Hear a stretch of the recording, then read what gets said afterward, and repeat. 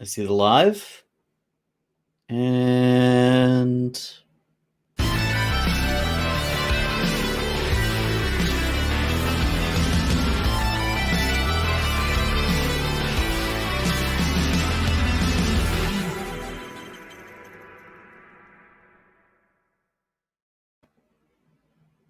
Dune, the Mandalorian, and the Babysitter Captain.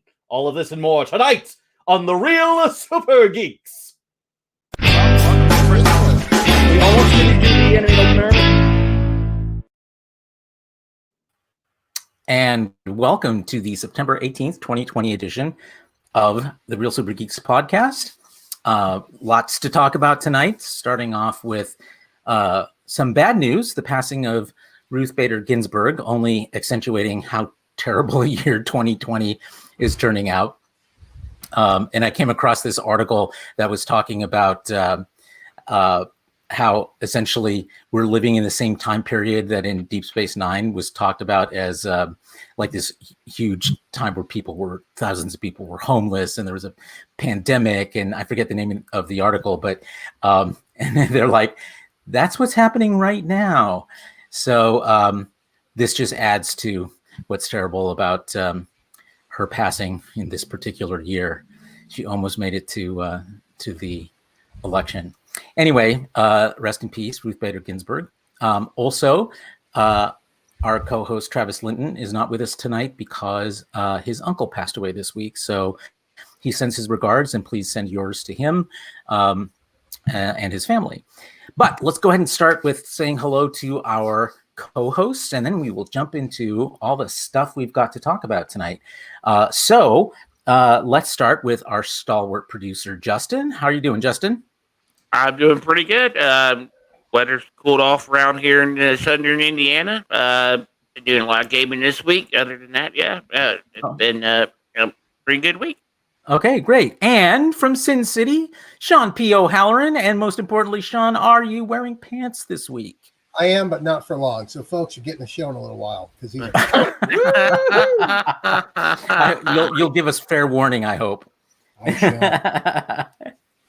And from Iowa, the eyebrows of doom himself, Ross Bullock. How are you this week, Ross? I feel like I picked the wrong year to get my life back together. Well, I mean, maybe your life is going well. Somebody's gotta, right? Well, all things considered, it's not too bad for me personally, but everything else. Everything else, I know. This is a bad one. I don't know if you got none of you guys is old enough to remember that on Saturday morning cartoons back in the 70s, they had this really cool adventure cartoon called Sea Lab 2020. Yeah, that's how we all lived under. Yeah. Well, here we are, 2020. No Sea Lab, just a pandemic. Yay. All right. Hey, then there's the better version, Sea Lab 2021 on Adult Swim. Oh, really? Yeah. Shut up. I never saw that. Oh, dude, watch it. You're in for a treat. I need to check that out. I will. Thank you for the heads up on that. Meanwhile, we like to call her our mascot Index, but of course, Picard is no longer on the air, so we will revert to her actual name, that we refer to her by, and that is Sun Seal. Sun, how are you doing this week? Hi, everybody. I got my string cheese. I got my Tang. I'm ready to go for a couple of hours. Ooh, Tang. Ooh. I buy it in like the big, huge cans. That way it lasts for a couple of months. I have to admit, I have been tempted a few times to buy Tang exactly like that. I used to drink it all the time as a kid. Well, make sure you keep yourself fortified, son. And we will jump to our fifth co-host, and that is the man with the plan and a lightsaber and a tribble, Jason Kovalik. How are you, Jason? I'm doing good. It's a little smoky here, and I did my first webinar this week. Oh, wow. That led, I assume you mean not attended. Yeah, led. Well, was a panelist on. Oh, okay. Oh, you're a panelist. Did you keep your lightsaber in your pants? Yes, I kept my lightsaber in my pants. Did you wear pants is the thing. Yeah, because I was in the office and generally not wearing pants in my glass walled office is frowned upon. Frowned upon. Yes, I can see that. I can see that. Well, welcome. Here in Seattle, we finally got rain today, a good chunk of it, and it is starting to clear out our skies. Well, I mean, they're cloudy still because it's raining, but at least you can breathe now. So I am today, so glad I don't live there. yeah, it's been, I was going stir crazy this week just because you had to stay indoors. Anyway, I am glad to have survived that and happy to be with you guys once again on our Friday nights. And let's jump into the news of the week. And before we go into our Star Trek Lowered Expectations review segment, some news that came out this week is that Noah Hawley, who was tapped to direct the fourth Star Trek film from Paramount, he confirmed that he was in fact not going to feature the crew from the Kelvinverse Enterprise, but an entirely new crew, presumably still in the Kelvinverse. And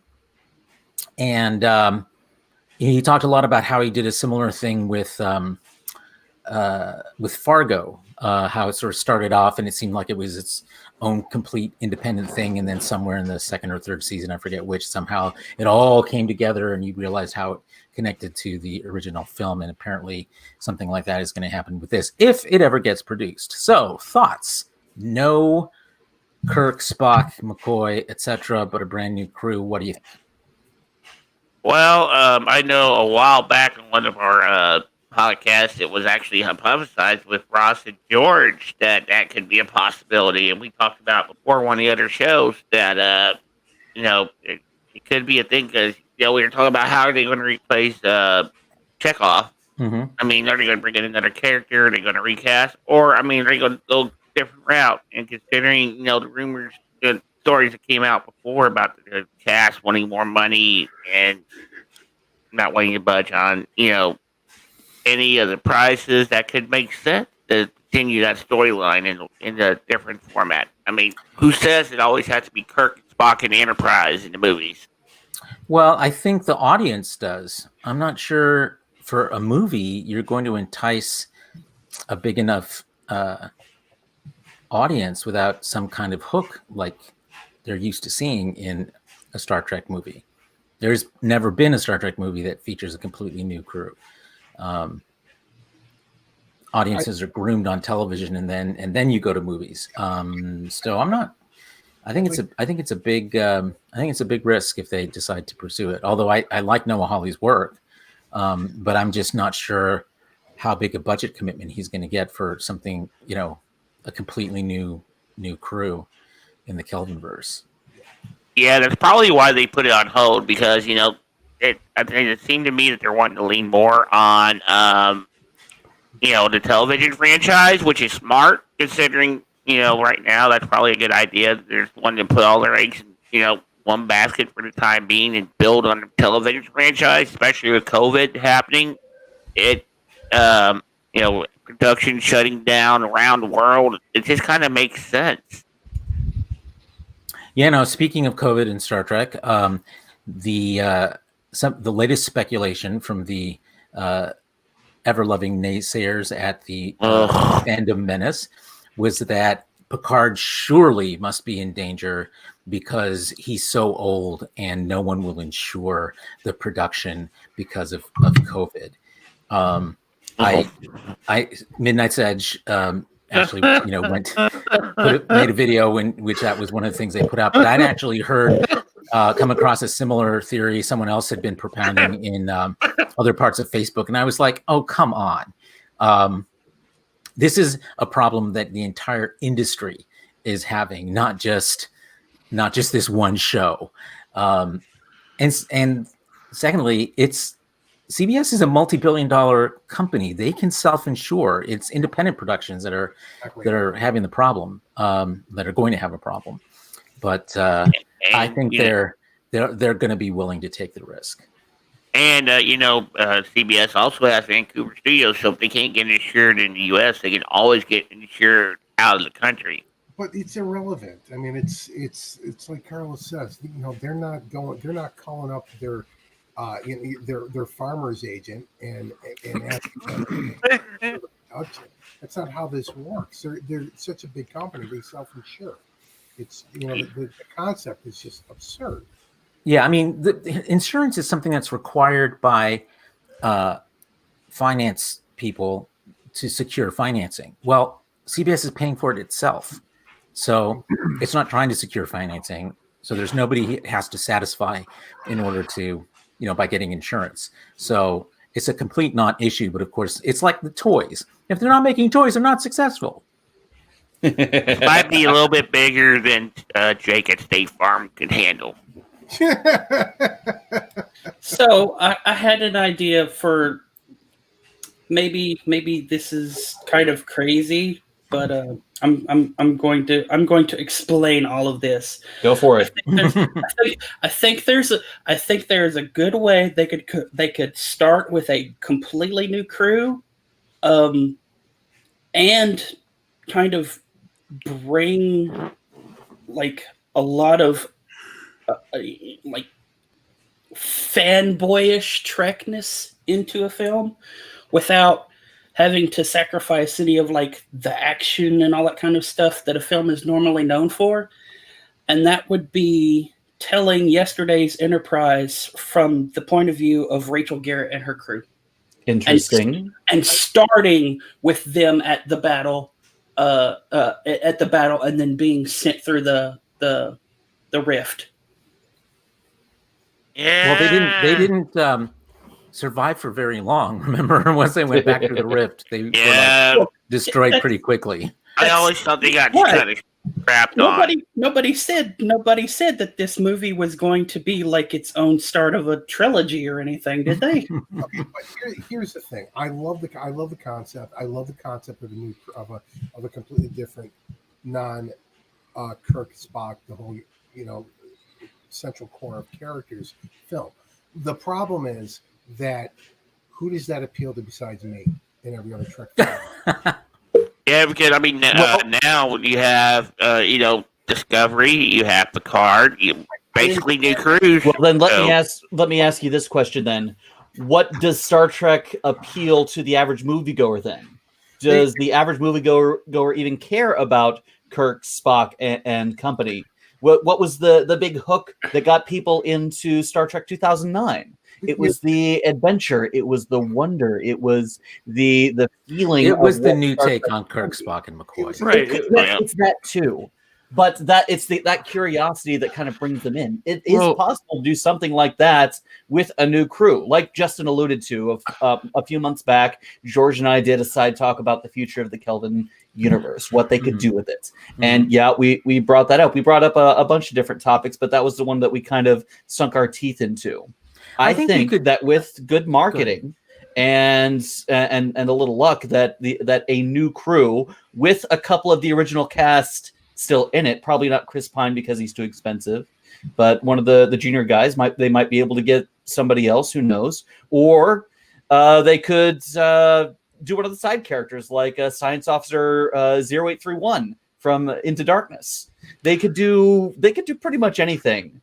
And they could, but are they willing to commit, $200 million to it is the problem. Right. And maybe they don't do that. Maybe they pull a Wrath of Khan and try and do it for a fraction that was of made the budget. 35 years ago, dude. The economics of movies today are completely different. We saw this a couple years ago, and the movie was called Rogue One, and everyone hated it until they realized it was good. I mean that's what it's going to be. It's going to be a bomb of the box office, and if even if it's good, it'll be a bomb of the box office because nobody cares to go see, Ensign so and so from the Star Trek universe in a big, huge movie theater production. And maybe a few years after it's out, people will be like, "Oh shit, that was actually kind of good." I don't know. And here's a thought, as per one of the topics we'll be getting into later. What if it's a straight to streaming movie? Now you're talking. Yeah, see, now that could be a very big possibility with the future of the franchise because, streaming is, kind of the new thing. Even like the releases, Bill and Ted 3 is being basically streamed. They're doing very well. Not to mention the shaky future of movie theaters themselves. Exactly. I mean, So scary thing. Go ahead. when you're looking at Rogue One, okay, the issue with Hey, Sean, can you turn up your gain a little bit? okay, You're really soft. is it better? Yes. There you go. Okay. When we consider Rogue One, okay, you got to look at this from two perspectives. One, that's Star Wars, not Star Trek. The movie appeal for Star Wars has always been greater than the movie appeal for Star Trek. Okay, number one. Number two, you're talking about a film that came out a year after The Force Awakens came out. Okay, and The Force Awakens was the first Star Wars film in 10 years. Okay, so people were hungry after The Force Awakens for the next Star Wars film a year later, no matter what it was. So I don't think that really matters that with Star Wars. I just don't think you can compare the appeal of Star Trek on the big screen to the appeal of Star Wars. No, you can't. But I mean, my point is that if they go and I mean, like Rogue One was at the theater kind of skewered. It wasn't seen as a good movie. It was kind of. I mean, in my opinion, it was one of the best not original trilogy Star Wars movies. But the reception of the movie when it came out was very low, was very poor. And so I'm not saying that Rogue One was bad, or I'm just saying it was poorly received. And now people are waking up to the movie and realizing it was good. I think if you do a Star Trek movie that doesn't have kind of like that doesn't appeal to the universal sensibilities of Star Trek, like there isn't that familiar connection, Kirk, Spock, McCoy, maybe Picard and Data and Riker, maybe. I just don't think people are going to go see it. But you're literally talking about everything that has ever happened in Star Trek ever with every series. What do you mean? I don't that people hate it at the beginning and then come to love it like years and years later, rewatching it. See, you're talking TV and movies, which are very different animals. Exactly. Because well, and also Rogue One was not a bomb, dude. It made over $1 billion. No, but it wasn't well received. It wasn't. I mean, it was sort of panned. It had got an 84% Rotten Tomatoes, 7.8 on IMDb, and 65% on Metacritic. That's why I looked it up, because when you said it, I was like, I mean, sure, some fanboys didn't like it, but it was not a bomb. I think you're thinking of Solo. You're thinking of Solo, because they made $1 billion off of a $200 million budget, which is really, really good. Whereas Solo only made $394 million. Yeah, Rogue One, and it was not very well. It wasn't critically received very well either. Yeah, Rogue One 65 on Metacritic, which is generally favorable reviews based on 51 critics. So I mean, and that was kind of across the board. It was positively received.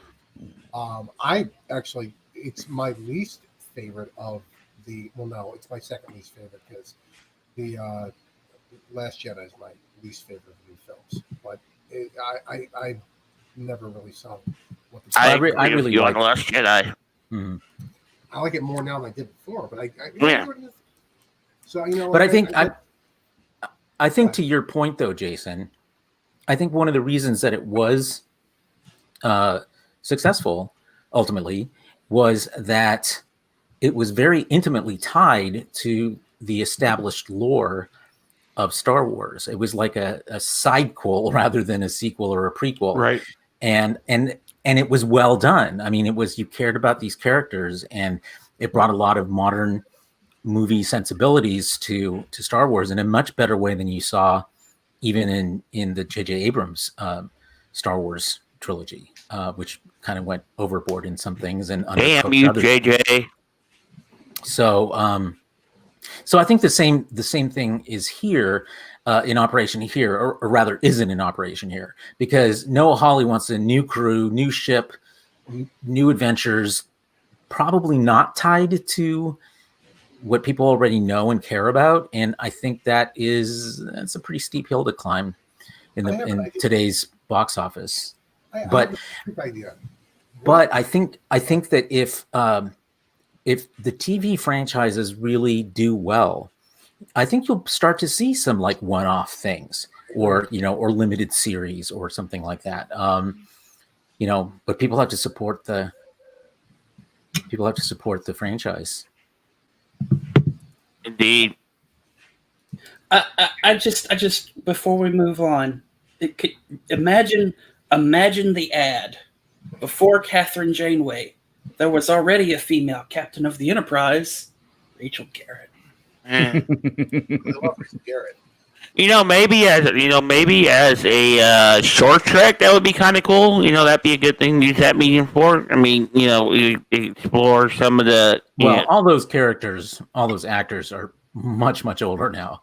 Well, of course, you would have to recast almost all of them, I think. You'd have to completely recast. No, you can't recast Shooter McGavin.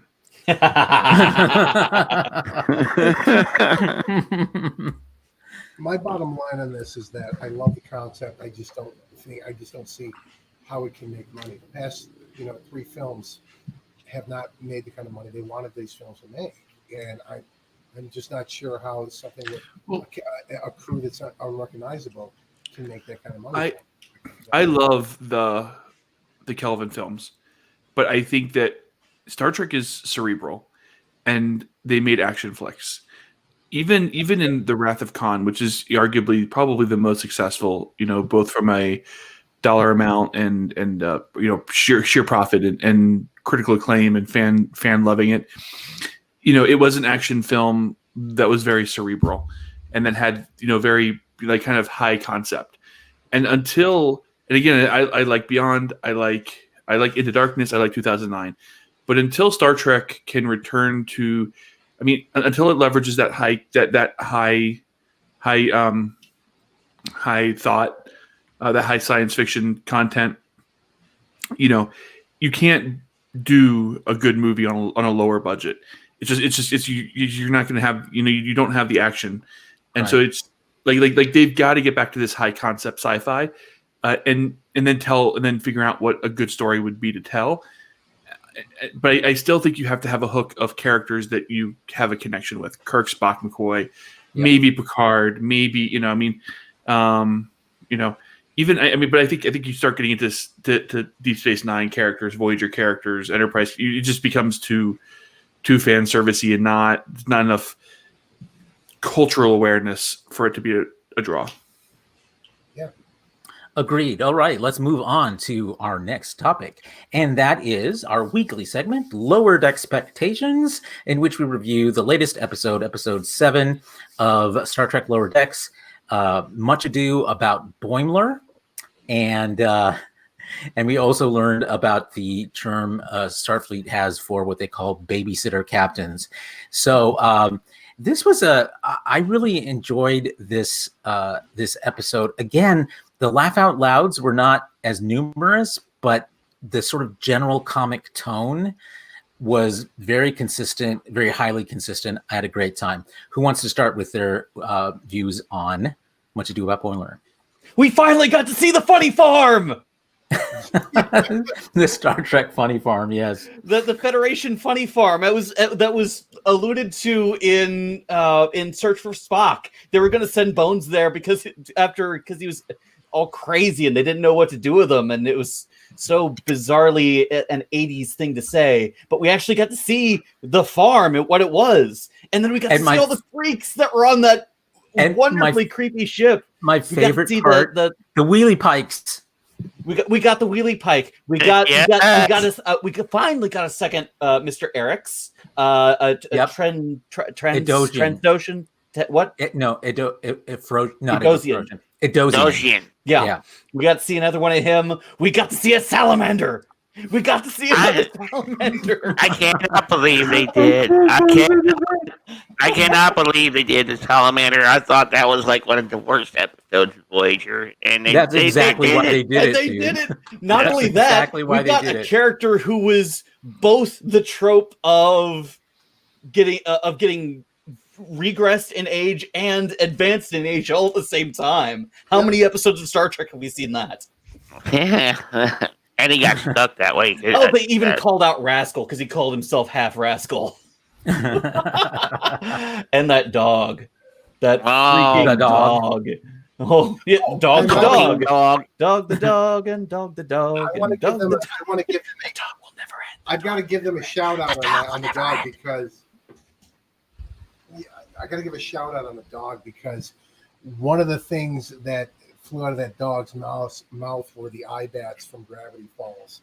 And if you watch Rick and Morty, We know that there is a strong bond between the creators of Rick and Morty and Gravity Falls. And in fact, there's literally a scene in Rick and Morty. What happens is it's basically a continuation of a scene from Gravity Falls where items are thrown into a portal on Gravity Falls, and in an episode of Rick and Morty from season 3, those same items from Gravity Falls fly out of another portal. Yeah, I remember that. And so it's the fact that the Canon. The eye bats in there is like, you give Gravity Falls the props it deserves. If you guys have never watched Gravity Falls, I highly recommend it. It's such a wonderful show on Disney. It's on Disney Plus too. So you know the whole series. It's a great sci-fi series. Wrapping up my thoughts, the B plot of this episode was far more memorable than the A plot for me, just because of all the fun fan service and references and just the bizarre nature of it. You see all the weird shit that happens on the Enterprise or Voyager, or all the hero ships, and thinks, well, if that's what they go through, everyone else must have it pretty boring, right? No. Oh no, they don't, as you can see. I think it's very clear at this show that it's far from boring. The lower crews that aren't the hero ships, aren't the ship of the lines. They get interrupted just as quick as the big guys do, and it's fun to watch. That's what makes this show great. I mean, the deep cuts that they just dug in on Chain of Command were fucking hilarious. Oh my god, the costume, the plant. Yeah, we're the three we of us may plant seeds. Yeah, we're the specialists on these fucking roulette seeds. Yeah, okay. And a Jellicoe name drop. Your personal favorite. Plant soon. Practicing for their mission in the holodeck. Right. Okay, so we have to longtime listeners, viewers of our podcast know this, that Sean P. O'Halloran, the pantsless one, has always believed that the best captain in Starfleet is, in fact, Edward Jellicoe. He's the best captain of the Enterprise. I wouldn't go so far as to say the best captain in Star Trek. That's still debatable. Definitely. Wait. When you say best captain of the Enterprise, are you just putting him over Picard, or are you putting him over Kirk? I put him over all of them. Every captain of the Enterprise. He really does. Yeah, absolutely. Yeah. Now, that. I don't agree with that estimation. I do agree that he gets too much hate, because I think he did do some good stuff. He got Deanna Troi in an actual uniform, and she stayed in it for the rest of the series. Yeah. Small mercy. He definitely gets. He definitely is, like, in that episode. He's people think he's the villain, when in reality, Riker's quite a douche in that episode. I'm not saying that Jellicoe isn't a good captain. I'm not saying Jellicoe didn't do what needed to be done. I'm not saying Jellicoe, but he isn't the best captain of the Enterprise. Come on. I think he's just being a contrarian. Episodes, he prepared literally the flagship of the Enterprise for possible war for the entire crew of that ship in 2 episodes. That sounds like a good babysitter captain to me. Hey, got him to actually work. 4 shifts. Do your fucking jobs, people. That means there's a gamma good kick in the shift. complacency. So we had a discussion about this in one of the groups where they were talking about how, like, everyone hated Jellicoe for going to 4 shifts, meaning that, like, instead of working 8 hours a day, you work 6 hours a day. And then, it was really funny to point him out that typically when you do that, you go to a 2-cycle 4-watch rotation. That means you're going from 8 hours a day to 12 hours a day of work.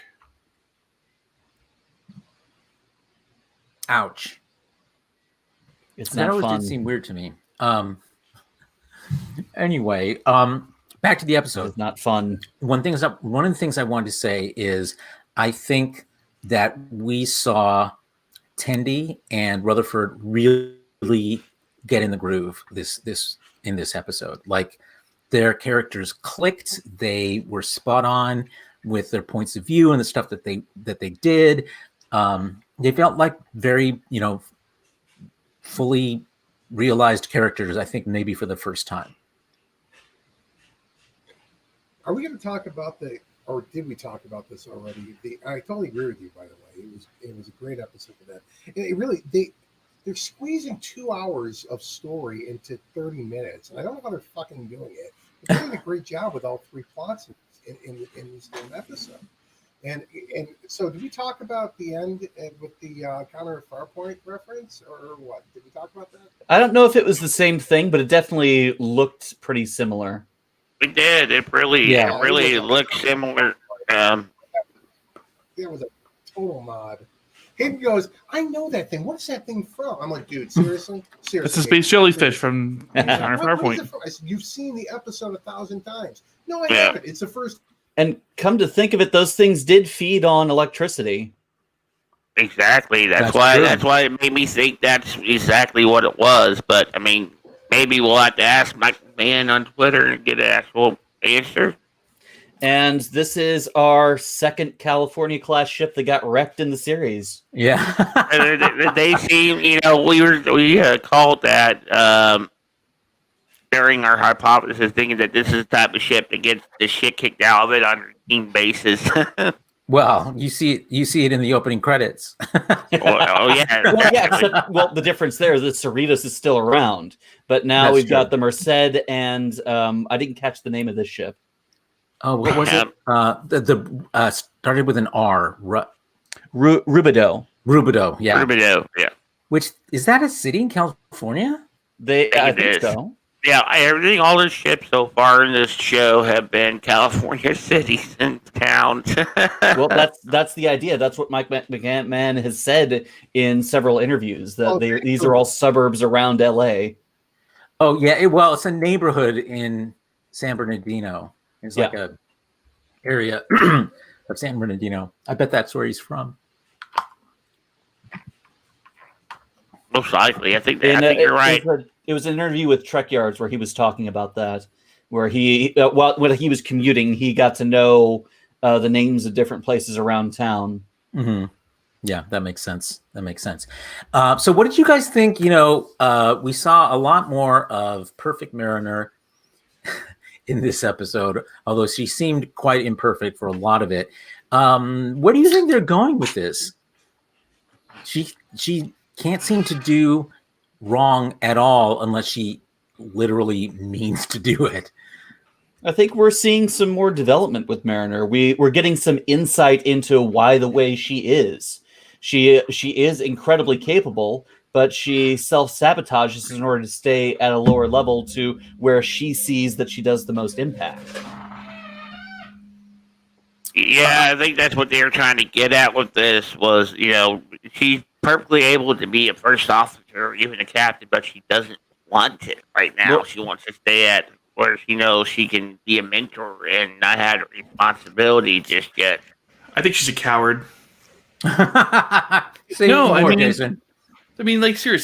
she's obviously smart. She's bright. I mean, she is probably what we would normally think of as a Mary Sue in terms of she really can deliver. Her character flaws that she's too scared to. She's too scared to have, and I think what it is that what we'll find out is that she's too scared of having the lives and responsibility of the lives thrust upon her.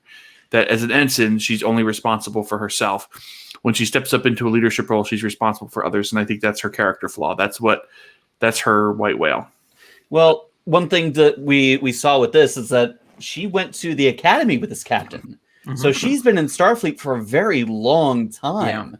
Because people generally don't make captain unless they've been in Starfleet for almost 20 years. Kirk was one of the youngest to ever make captain at 35, I think it was. 35, yeah.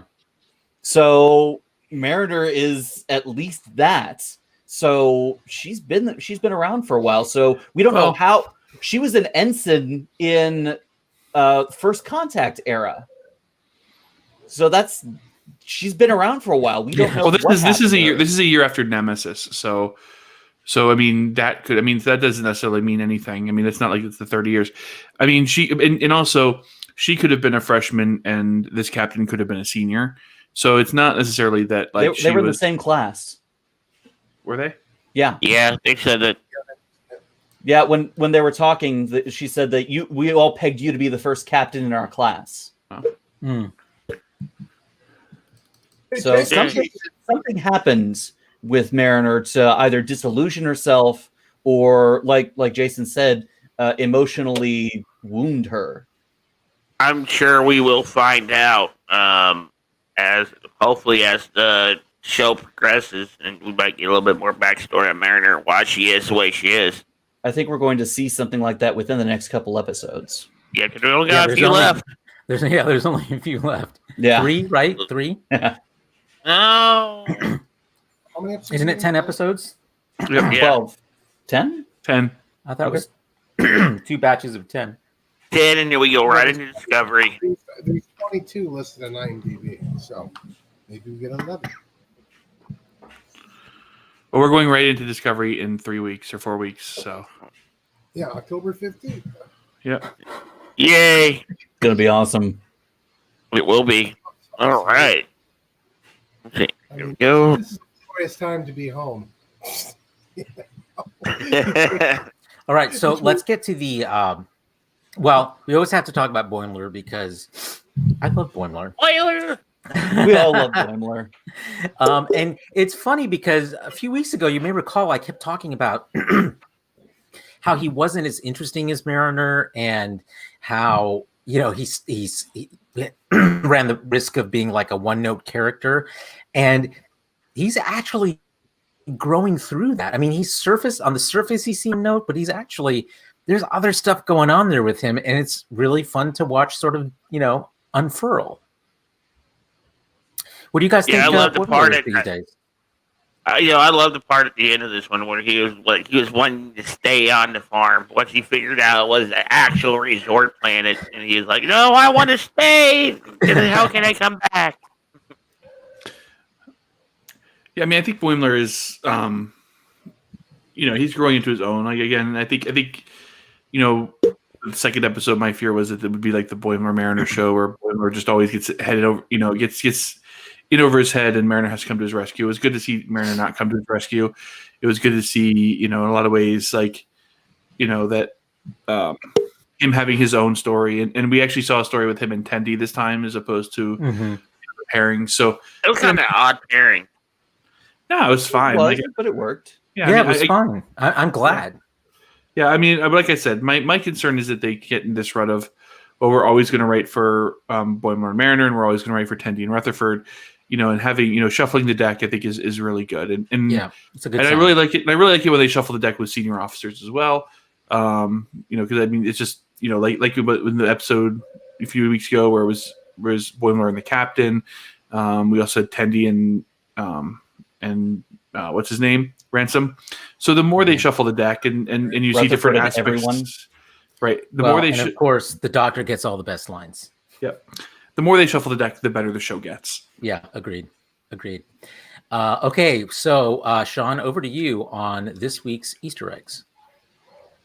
I didn't take notes. Well, of course, I think we've gone over. What?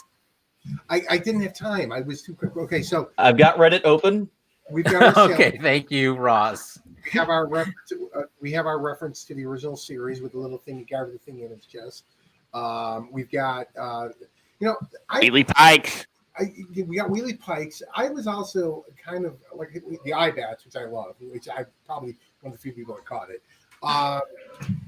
I'm still leaning towards this because I still think it was that. Remember in the Island of Misfit Toys there, where you've got the two people that were stuck together, and all I kept thinking about was that episode in Next Generation where she gets it like sucked into the floor and she's just sitting there exactly the same way. So it kind of looked like that to me. I was thinking of a failed 2X.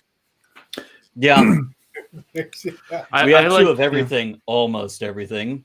Did anyone see the Gorn doll? Yeah, I did. Yeah, that was in there. Yep, That was a callback to Lorca's Gorn. Skull, thing. didn't it? Wasn't it Skull? Yeah. Vulcan Jujitsu. It was a Mago, is what it was. It's exactly what it was. It was a So one of the guest captain's officers was identified as Rigelian. First time we've seen them since Enterprise. There was a Cardassian Starfleet officer. There was a Kryosian. I believe they're a vassal state of the Klingon Empire. So we've got a Klingon affiliated officer now. Let's see, the Gorn ship, the Gorn doll. The ship that was coming to pick up the D-14 ship was called the Ulcer. And looks like it was named after one of the founding physicians of John Hopkins.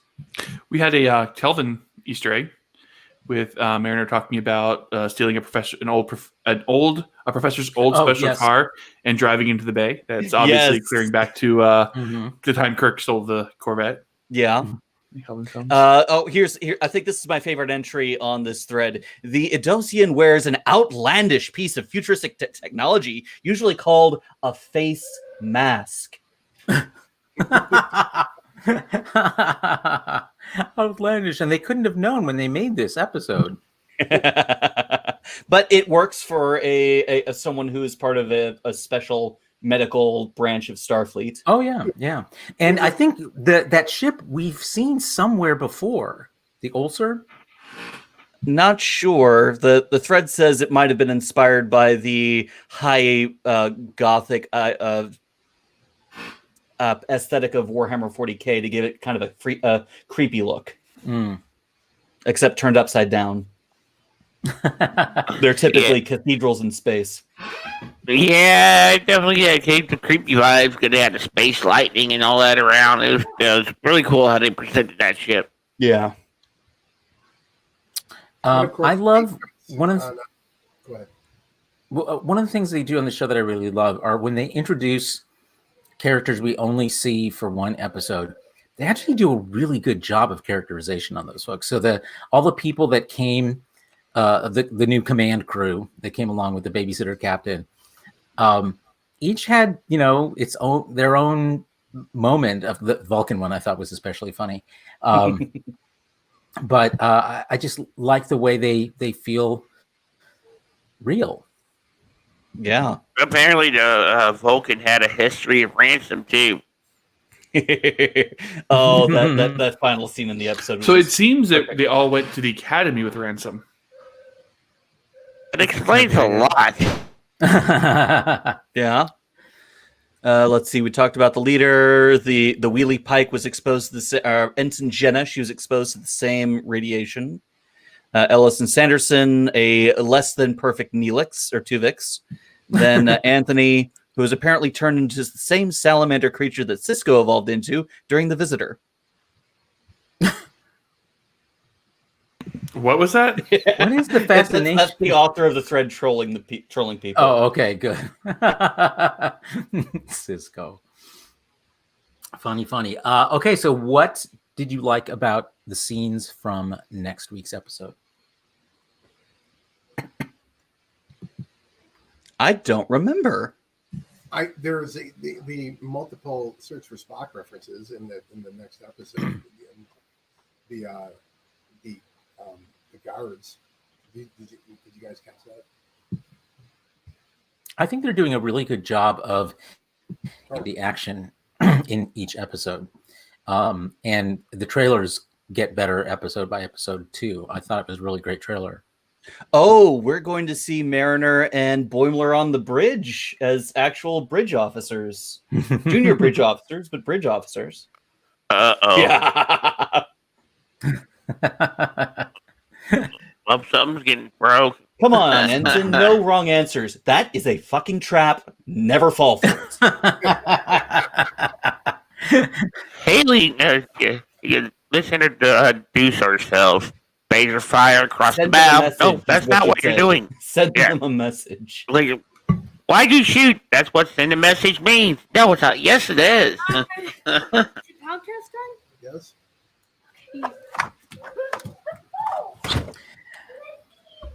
Okay, well, we have 3 episodes left. What grade would you give the series so far? Let's start with Jason. I'd give it an A.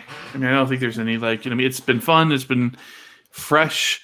I think I said it before. Where I think the Orville fails is that it feels like it's a carbon rubbing of Star Trek TNG era with fart and dick jokes kind of like penciled in. This show really, obviously it is inspired by the TNG era film or the TNG era shows, but it feels like they're telling their own stories. You're not telling like just a recap of or the same story with just jokes added. And the humor is like, it's smart. It's not just, we're just not telling jokes for the sake of making you laugh. The entire situation is funny. It feels more like what you would think of like a smart sitcom to be written to, not just a joke factory based on Star Trek. Yeah. I did. I know I'm going to get shit for this one. Has anyone actually listened to the closing credits? Do they not sound like they've taken cues from the Orville theme? No, it's the same theme as the opening credits. No, I think it's all better. But I've said the same thing. The music reminds me of the Orville. Yeah, it really does. It kind of almost like the same type of flow, with it, like they're trying to poke fun at it. If I was pro them, that's how I would do it. So, Justin, since you're talking, what's your grade for the series so far? A so far, because I've enjoyed the episode. Even the slower parts will make you laugh. This is a good series to get into. If you've had a bad day and just need something to laugh at, there's always something to get you going. At least one. It's just great how they mesh everything together and all the nods back to old shows and homage they've paid so far, and all the little Easter eggs they throw in behind the scenes. And you have to watch every little detail because you never know what you're going to see in the background, hanging on the wall, or on the anywhere in the shot. There's always something. Every single frame is great. I love how they're doing this. Mm-hmm. Sean, over to you. What's your grade? Hey, I've never looked forward to watching a Star Trek series a week like I do, like Lower Decks. This is so interesting. We usually disagree more on grades when it comes to shows. It's just fun. Okay, well, here's where I'm counting on you, son. Yep. What do you think? This is probably the first series that I've been okay with not watching episodes of Star Trek ever. Okay. Because I've not watched the past 2 weeks of episodes. And I'll be honest, the start of it, this show's just not for me. No, that's all right. It happens. Yeah, I think what we're seeing with Star Trek, is there's going to be different Star Treks for different kinds of people. And that's what makes all the flavorings that we're going to have so great, because there's going to be something for everybody. If you don't like one particular show, great, just wait a little bit. You'll get your fill sooner or later. So far for me, I love every incarnation, but yeah. I also it all. Give it an A, by the way. Okay, and did we get everyone? Ross, No. Did you? Ross. Sorry, we always leave poor Ross out. No, I was going around. I was counting on the gallery view because that's how I'm keeping track of who I'm asking. But he kept it on me, and I'm like, I have to look at my list. Sorry, I'll switch back to gallery. It's for you, Carlos. Ross, what's your grade? A. A. Wow. Hey, I'm the optimist in the group. I'm always going to rate things high. Well, even the pessimists agree with you this time, except for Sun, and thank God she's here. As I've observed, Lower Decks has really won over even some of the harshest cynics that talk about Trek. it has a lot of them. It seems like kind of going a different way, doing something dramatically different, has really, really worked out well. Now they want to fire Alex Kurtzman and keep Mike McMahon. Oh well, that's two different kinds of shows. But one of the things that you said, Sean, that resonated with me about how they seem to get sort of like 2 hours worth of story into 30 minutes. And I think one of the ways that they do that is because they rely so heavily on the existing lore of Star Trek. Notice I used lore, not canon. because they're stories. They're not just points of facts that people can obsess about. They're story rooted points, and because they make a lot of references to them very quickly, you feel like and if you know the references, you feel like you're getting a lot of story like layered on top of one another, and I think they do that very successfully, and I think that's why you get the feeling that you do. Well, yeah, because I mean, okay, sorry to interject, but here's the thing: Star Trek, every new series is always rewritten canon in some form or another. So a good way to refer to it is lore, just like you said, because I mean, they reference the true ideal of it, but I mean, every little detail, they, they change over time, and they change it to fit the narrative of whatever show they're on. And I mean, it's happened. It happened in TNG with the warp factors. It happened in DS9. It happened in Voyager. And it happened in Enterprise. It just, they change it to suit the need. And they try to hold true to some of it. But, I mean, if you look at it with referencing lore and not canon, I think that's a safer way to do it. Mm-hmm. Yeah, I think they're balancing all of that successfully. And I think a lot of the people who criticized the show for that early, well, they either stopped watching, in which case their opinion doesn't count anymore, or they've been won over, like Ross was saying. But I think it's been a successful show and will continue to be. Yeah, I think you're either. Alrighty. All right. Well, any final words on this week's episode of Lower Decks? Going, gone. All right. So on the Star Wars front this week, we got to see the season 2 trailer for The Mandalorian, and it was pretty jam-packed with lots of things, including X-Wings and more Baby Yoda. So how did you guys like The Mandalorian season 2 trailer? Ross? It was good. It was weighty. It was exciting. It had a couple chuckle moments. It was pretty much everything that I'd hoped for. We get to see more Gina Carano, so that is always a plus for me. Big fan of her. Mm-hmm. Yeah, I'm looking forward to seeing what trouble he gets into next. All right. And Sean, what do you think? I think my favorite part of the whole thing was at the very end when Baby Yoda noped it right the fuck out of there. It was absolutely amazing, and no, it looks stunning. I can't wait to start watching it. Like I said, this is a very good time for people to see it. Good stuff out there on the stream. Yeah, the scope of this show is vast, and the trailer really delivers on that, and the show has delivered on that so far as well. It doesn't feel like a small show in a small part of the universe. It feels like it's part of a growing whole. And this trailer, I think, really delivers on that. It's very much like the rest of the Star Trek TV shows that have been out there. They start very small scale, but grow over time. That's what we saw with Rebels. It's what we saw with Resistance. It was what we saw with Clone Wars. So if it keeps that trend, it's good news for The Mandalorian. And what I like to point out is that it seems to me, I may have pointed this out last week, that Giancarlo Esposito is basically playing Gus Fring in every single role he's cast in, and it works. And I don't know how he's doing it. He's just taking the same character and just applying it for whatever he's in, and I love it. He does this in The Boys. He does this on this. He did that on that series Into the Badlands, I think it was. Is that oh yeah. No, not Into the Badlands. There's another one very similar on NBC where he was on. I forgot what it was called last season. It's very different than his role in Game of Thrones, though. He was Giancarlo Esposito was in Game of Thrones. Wasn't he? No. It's very different than him being Mirror in what was the Disney show? The one with Snow White. Wasn't he the Viper?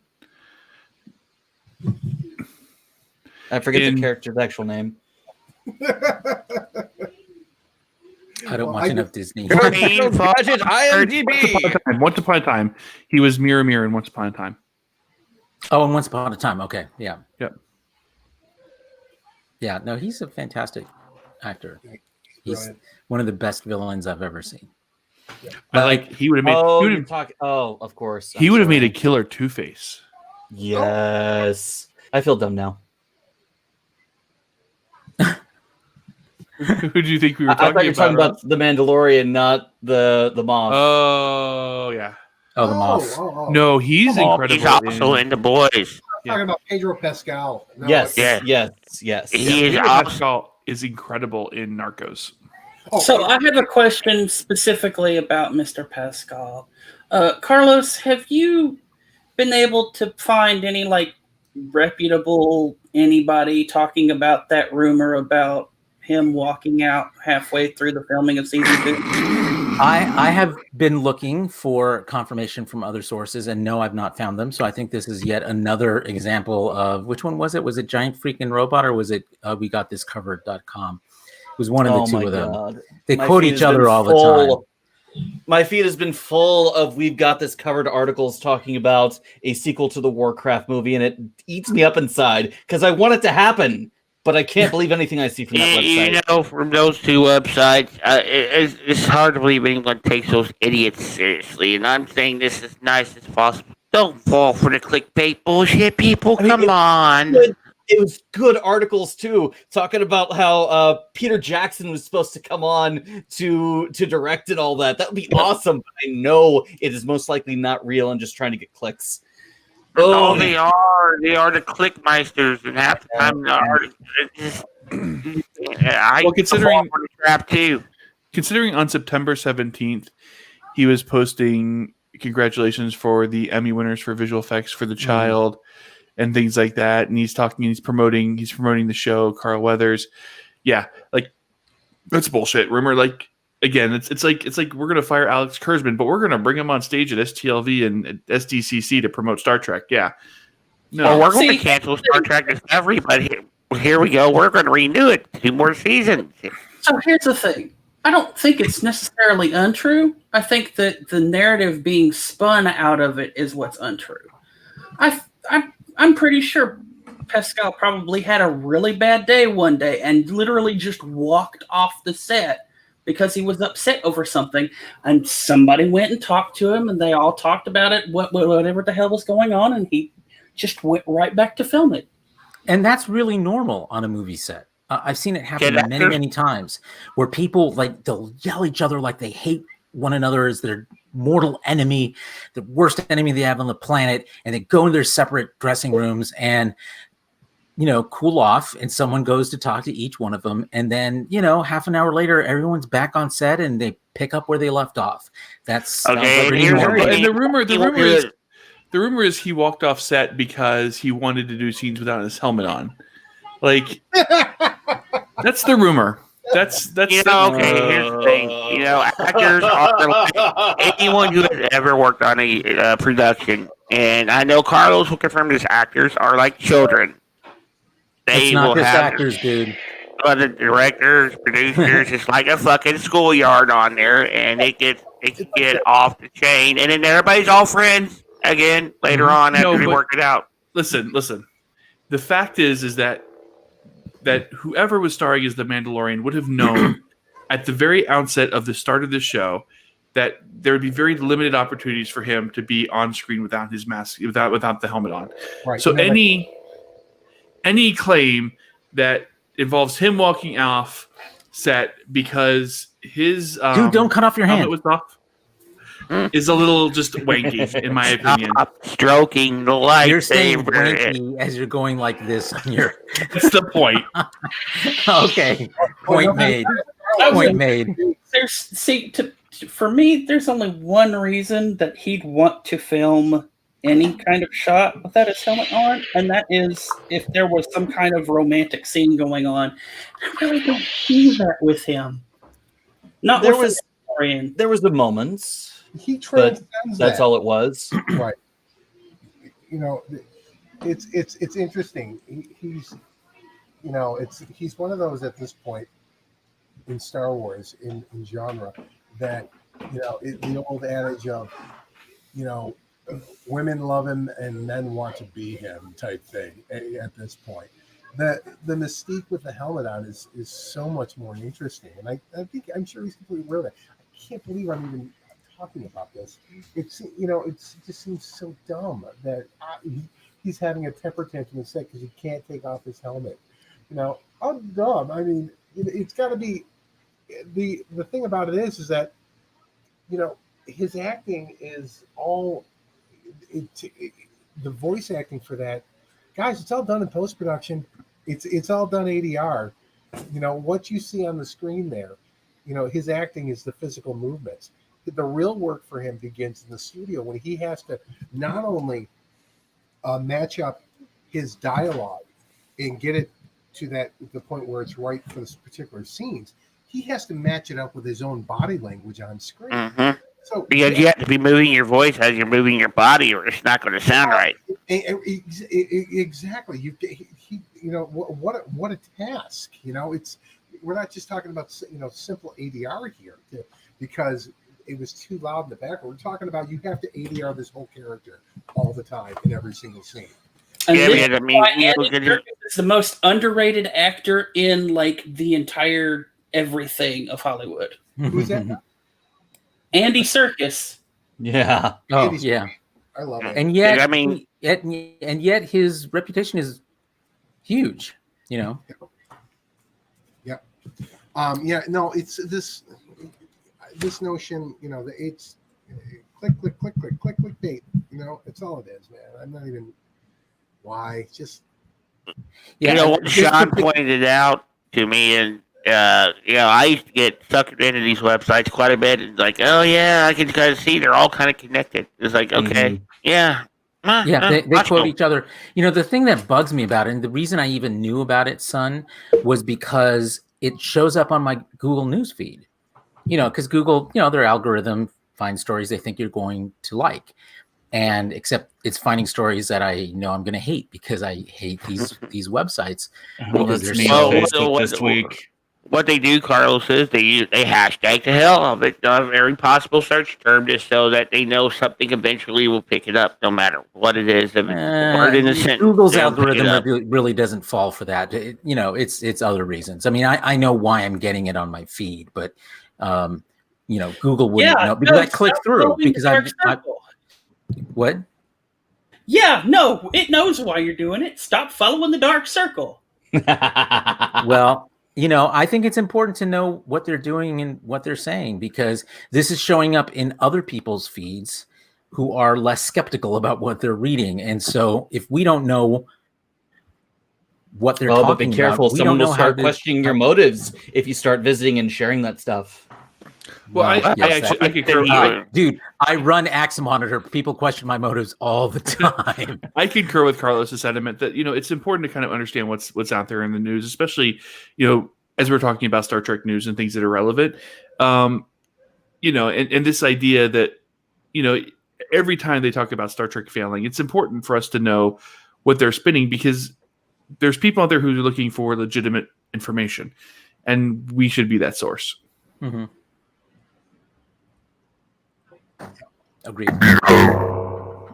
All right. So speaking of trailers, one that came out last week that we meant to talk about and didn't, and want to revisit this week just because it was a pretty awesome trailer, I think, was the trailer for Dune. And Ross, I know you've got lots to say about it, so why don't you start us off? All right. Preface: I'm a big Dune fan. It was the novel had a huge effect on me. My first exposure to it was the sci-fi miniseries in the late 90s. I watched the David Lynch film, and I have an enormous rant about that. So when I found out about the Denis Villeneuve, I'm gonna butcher his name, Villeneuve's movie, I was cautiously optimistic. And as information started trickling in about cast and writers, I've been getting more and more hopeful. There's a lot of really good names in this cast. Mm-hmm. And last week we finally got our trailer, and oh my God, does it look good. Timothy Chalamet, another Timothy name. Chalamet. Thank you. Timothy Chalamet looks pretty good as Paul, and the trailer itself set to an arrangement of one of Pink Floyd's songs. The title escapes me at the moment. I don't know their catalog that very well. Apologies, but it of course features the iconic meeting of Paul and the Reverend Mother of the Bene Gesserit, the Pain Box, the Gom Jabbar, and the Litany of Fear. It fits the tone, it fits the aesthetic, and with the sound and the voiceover and the music, it built such an emotional moment. And if the film is like that, I'm going to be very, very happy. Let's cross our fingers. Who else got a chance to see it? I did. No, I'm actually kind of like Ross on this one. I'm excited to see it. I just hope, like as Ross, that the movie delivers what the trailer promises. And so often as we see, sometimes that's not the case. It helps that it's being split. The story is being split in between two movies, not just one. Mm-hmm. Yeah, they've made a commitment to that. Well, you almost have to, it dude. So my biggest gripe about the last Dune movie is I'm less worried about that they're not going to rush the second half of it.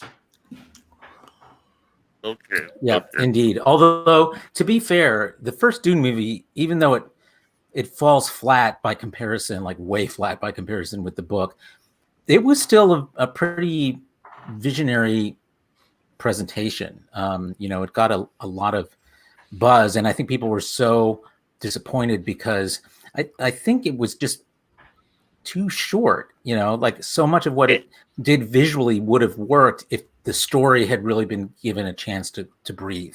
Well, the costume design and the music of the David Lynch film was outstanding. The casting of the David Lynch movie was outstanding. It has Patrick Stewart as Gurney Halleck, of course. Mm-hmm. So I give it that. It has Sting. Don't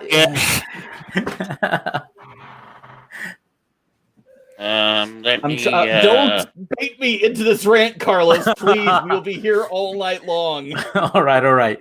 Who else got a chance to see their treatment of the Harkonnens was just so wrong. Floating Fat Harkonnen didn't work for you? Floating Fat Harkonnen is fine. Making him this ugly, sore-covered pustule demon of Nurgle, making him nothing but a mustache-twirling villain, is so wrong to what the Baron Harkonnen is supposed to be. Mm-hmm. He's supposed to be one of the most cunning and evil and repulsive villains out there, not because of the way he looks, but the way he acts, the way he behaves, and the way he schemes. Well put. Did it feel good to get that off your chest? Looks like you. Are you better, Ross? Are you better? Are you happy? Yes. Is everything right in the world? That is a fraction of the rants. Oh God, fraction. Well, in the coming weeks, you'll get a chance. I think you can give it to us in little chunks.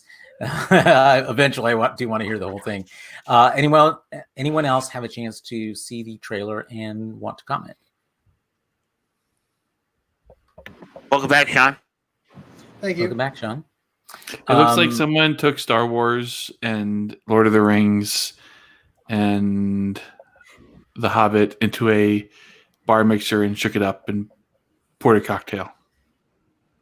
It might look that way. That's very cynical, Jason. But it might look that way just because those, it's sort of like, what was that movie, John Carter of Mars?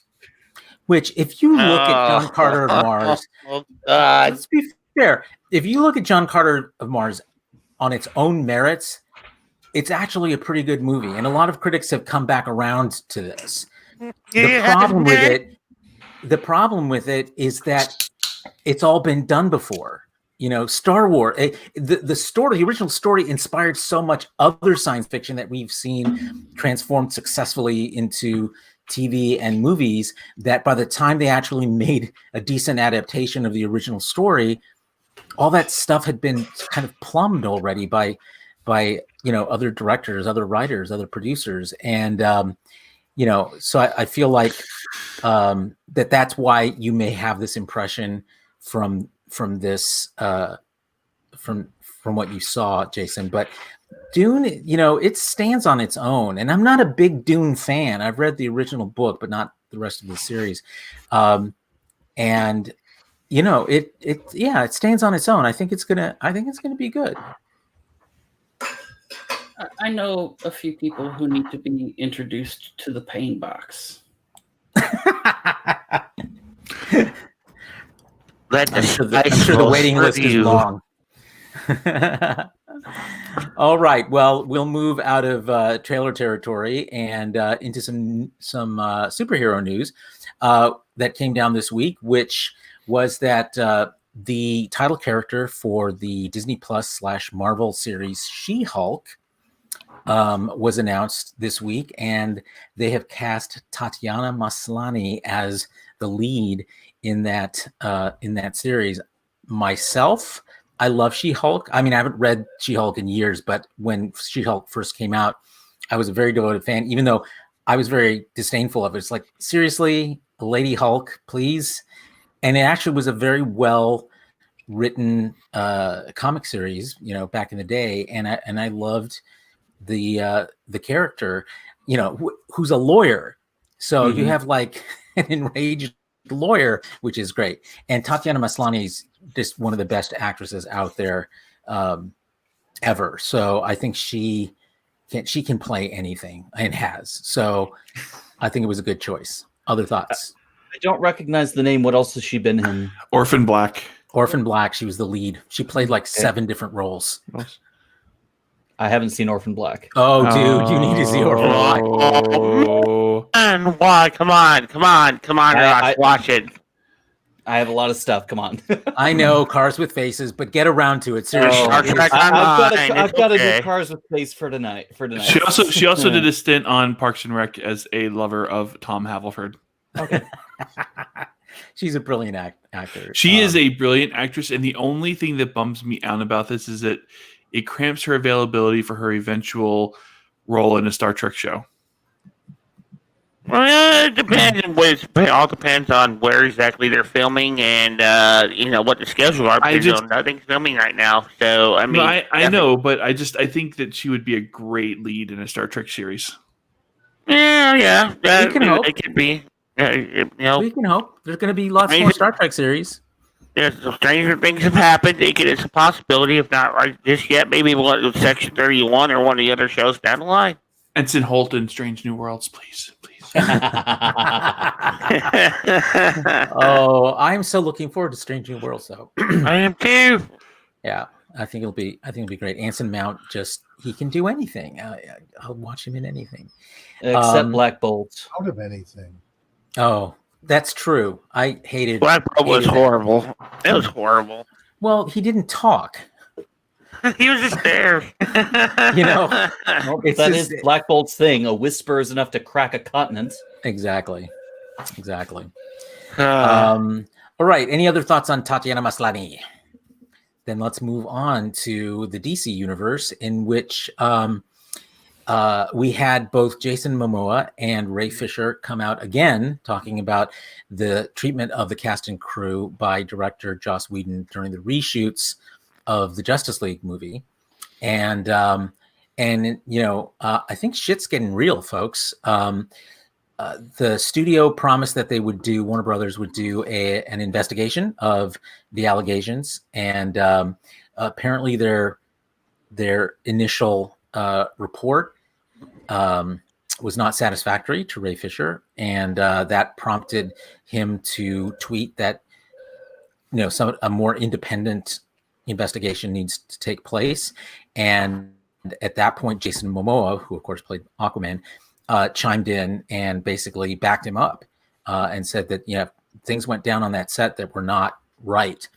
So of course, there are 2 big issues that come out of this, and that's the actual treatment that the actors, cast and crew received during those reshoots, which were very stressful, and we knew that they were, but also that it was Joss Whedon who was at the heart of this. And, he was once considered Hollywood's golden boy and even Marvel's golden boy. And now he's been accused of sexual misconduct. He's got now this, in which apparently the whole cast is coming out against how he behaved on set, and it's really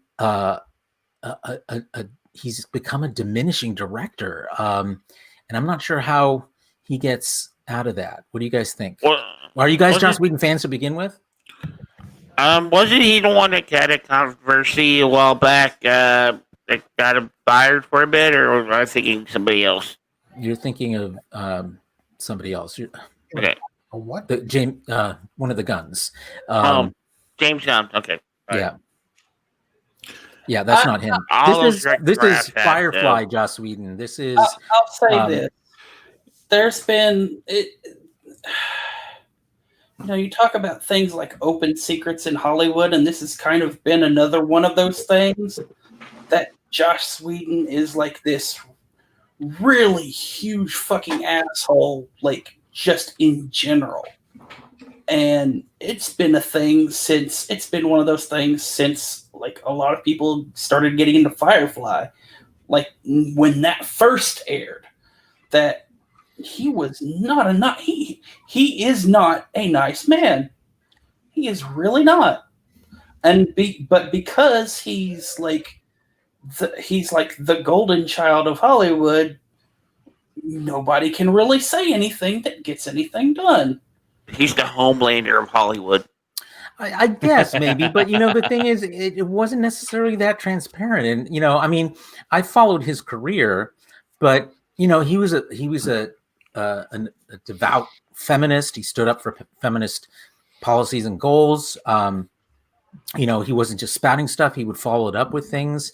And of course, his work was great. I mean, Firefly's fantastic. Dr. Horrible's sing-along blog became this huge phenomenon, just by the force of his sheer force of his own will.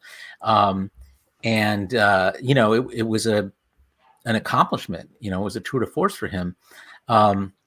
But then, he was brought into, what was it? Did he do Civil War for Marvel? I think it was. The first Avengers. Yeah, first Avengers. Okay. And he injected, his brand of dialogue and humor, which, set against drama and action, has always worked pretty well for him. And then to find out that, it sort of fell apart, it was a big surprise to me. Sure. Probably reasons why it all fell apart. That's probably starting to hear about it now. Well, I mean, and could it be that like ego sets in, and the more famous, more popular, more powerful you become, the more egocentric you become, and that over time, is this the same Joss Whedon who ran Firefly?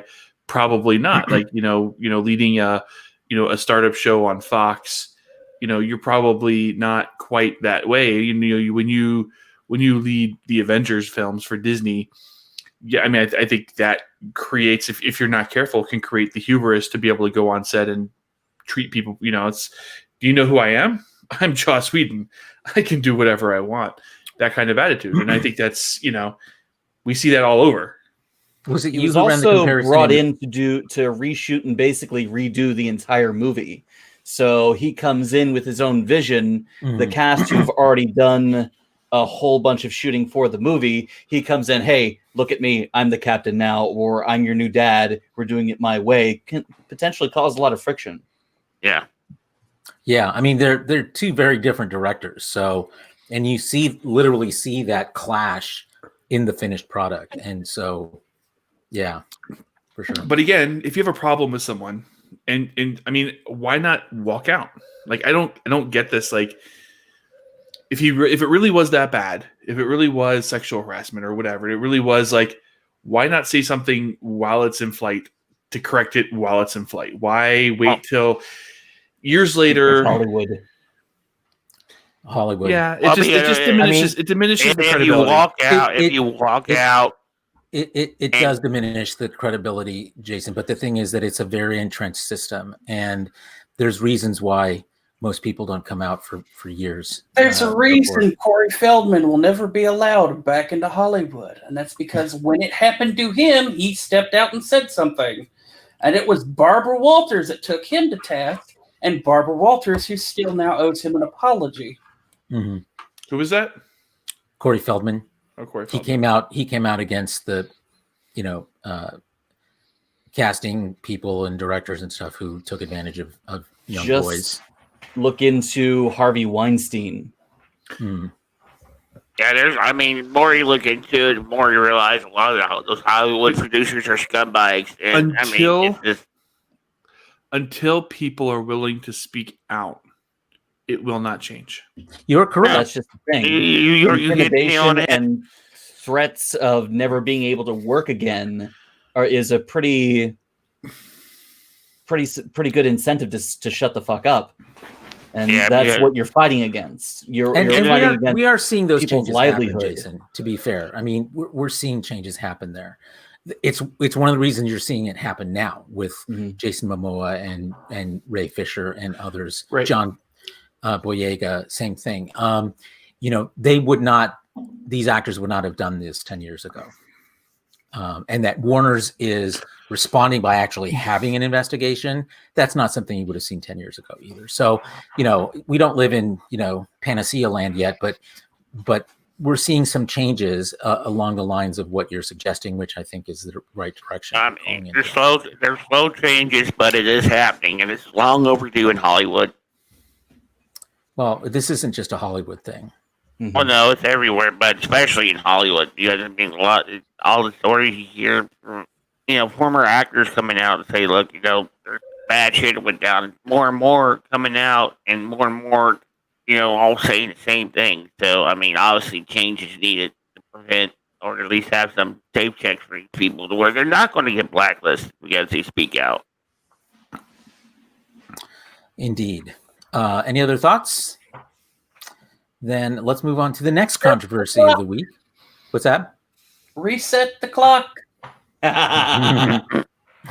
So for those who don't know, there's this thing in the, I don't know, the somewhere in the middle between being feminist and anti-feminist, where the people who are in the middle look at the people, most of the male feminists and they go, a bunch of those people are scumbags just being wolf in sheep's clothing. And every time one of those people is exposed, the people in the middle go, reset the clock.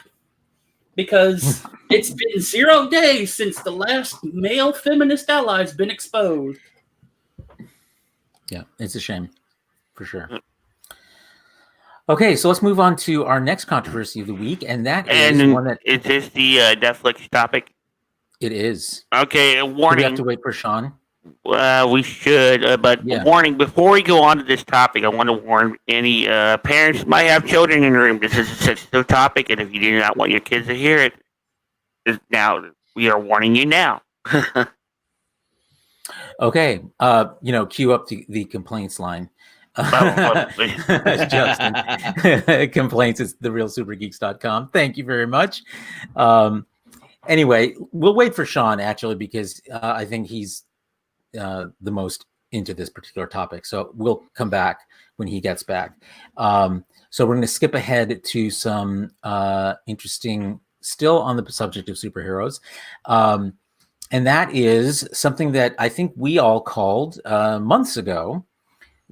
The announcement that Doom Patrol, Harley Quinn, and Titans are heading now to HBO Max. I love it when we call stuff and it turns out to be 3 months later. Jason, you told me so.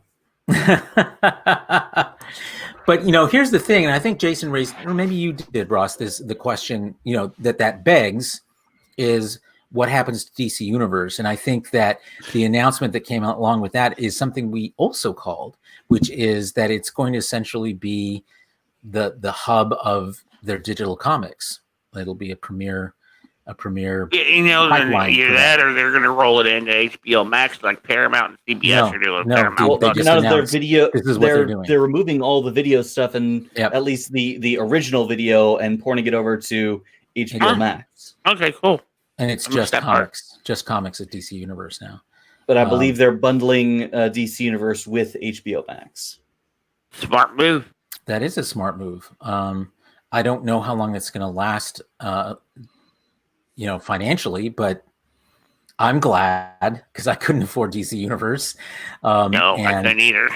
I did start watching Doom Patrol on HBO Max, and I've really been liking it. George, of course, loved it. So that's why I wanted to. And of course, Harley Quinn has been getting great reviews. Outstanding. And It's they so much announced fun. a new season Yes. of Harley Quinn as About well. time. So, and frankly, if this gives a show like Titans a bigger audience, I'm all for it because I want to see that show continue and develop. But did they announce the Titans was ending after? Am I thinking of the animated Titans? I don't know. I get them all confused anymore. But another interesting bit of superhero news. It looks like the new Stargirl season 2 trailer is dropped. Ooh. Oh, really? Oh, Stargirl is so much fun too. I've got to catch up on Stargirl. I've really been enjoying it, but I'm behind. Thank you for reminding me. It did quite well. You'll enjoy it. Okay, awesome. Okay, Sean, now that you're back, welcome back. We're going to back up one topic because I know this is one you wanted to weigh in on, and that was the Cuties controversy on Netflix. Warning: content may not be suitable for children. As you should do those car commercials, all the fine print that they do really fast. Cuties is a movie made, written, and directed by a female French director. This is a French film about coming of age of a young girl who joins a dance troupe. And the movie is getting criticized for its what people are saying is overly sexualizing the dance moves that these very young girls are doing. And so people have been calling on one another to boycott Netflix. They've been calling on Netflix to withdraw the film from its catalog, and so forth. So it's been a big deal. So I know Sean has actually watched it and has a review for us. So let's start from there, and then we can dive into what we think of the various controversial aspects of this story. Sean, over to you. Well, okay. So I'm going to read my review because I posted a couple places, but I'm going to read it out here. But I want people to understand that I would not have cared about this film except for I have a really I wanted to bite the bullet for everyone else and watch this. I would have had no interest in this film other than the hype around it.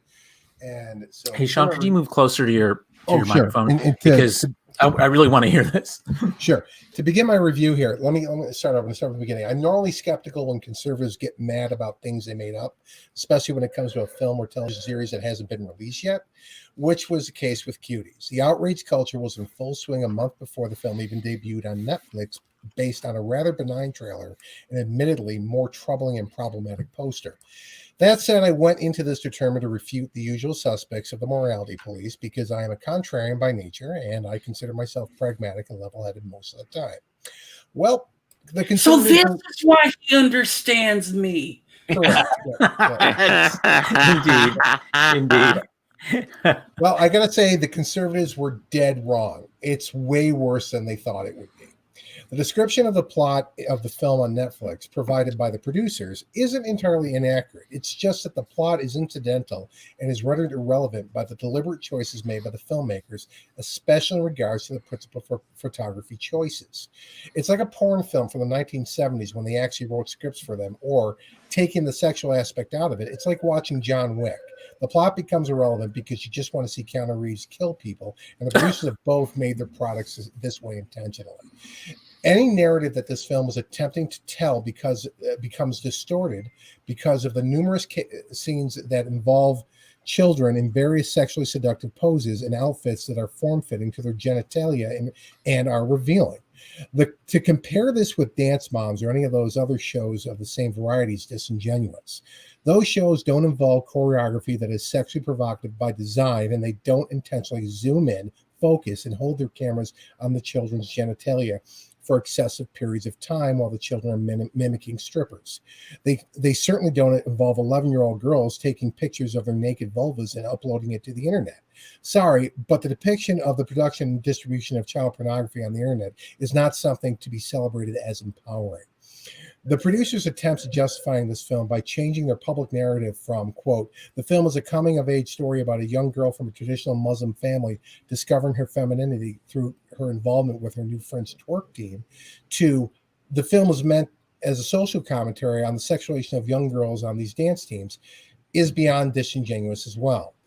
If that was the case, all of the photography choices that were made in this film would not have been made. It's absurd to suggest that your art is taking a stand on child exploitation by exploiting children.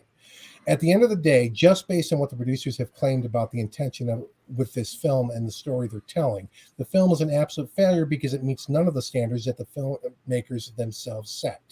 Instead, the takeaway message from the film is similar to the arguments of pedophiles who want age of consent laws eliminated. Their position is that children are inherently sexual beings and have a right to express their sexuality when they feel they are ready to do so. The societal, cultural, and especially religious standards that we ascribe to regarding sexuality in children is archaic and dangerous and has no place in a modern progressive society. Human beings have the right to sexually empower themselves regardless of age. Intentional or not, that is exactly what the message of Cuties is for anyone watching this objectively. If you removed all the questionable photography choices, the narrative that they claim was intended could have been told without a problem. However, the film is so obviously weak from a narrative perspective that it's clear the softcore child pornography was added so that the audience wouldn't notice how poor the writing is. That said, I'm using the phrase softcore child pornography in the broadest terms.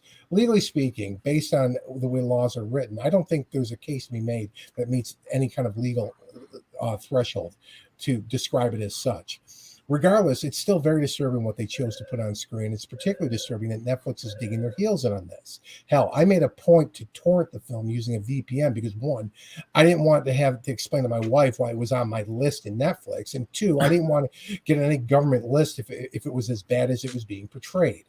I'm glad that I did.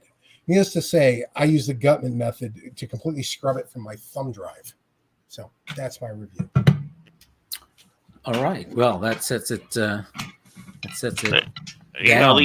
bit the bullet for us because that is one film I absolutely refuse to watch. I cannot believe Netflix actually allowed it to be posted in the first place. And as a father of two underage daughters, it pisses me off to no end that something like that trash was allowed to be put on a platform like Netflix. I'm perplexed. When you have 4chan ban something from 4chan, you know something's bad.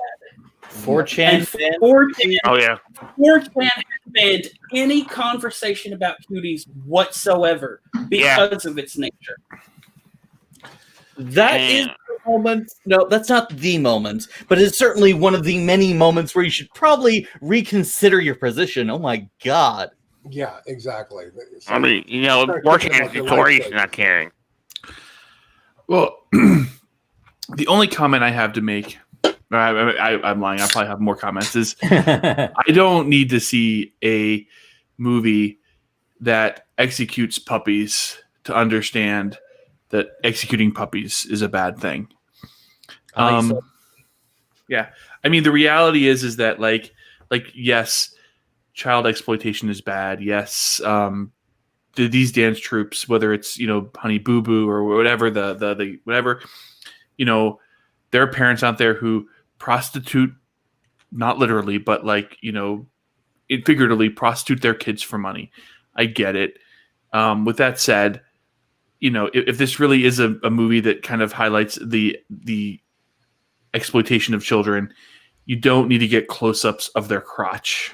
Right. That's all I'm saying. You don't need it. They can still twerk and whatever. It can still be done in a way that shows that what they're to highlight what they're doing without it becoming spank bank material for pedophiles. Yeah. I mean, I just don't even know why Netflix is just not, taking the moral high ground in this. They lose absolutely nothing by telling this film to go. Well, because it's number 9 in the country right now. They're getting people to watch it. The controversy, they didn't get Sean's dollar, but they got other people's dollars, and I'm sure there's lots of people out there who say, "Oh, I would never watch that." They're like, "What is this?"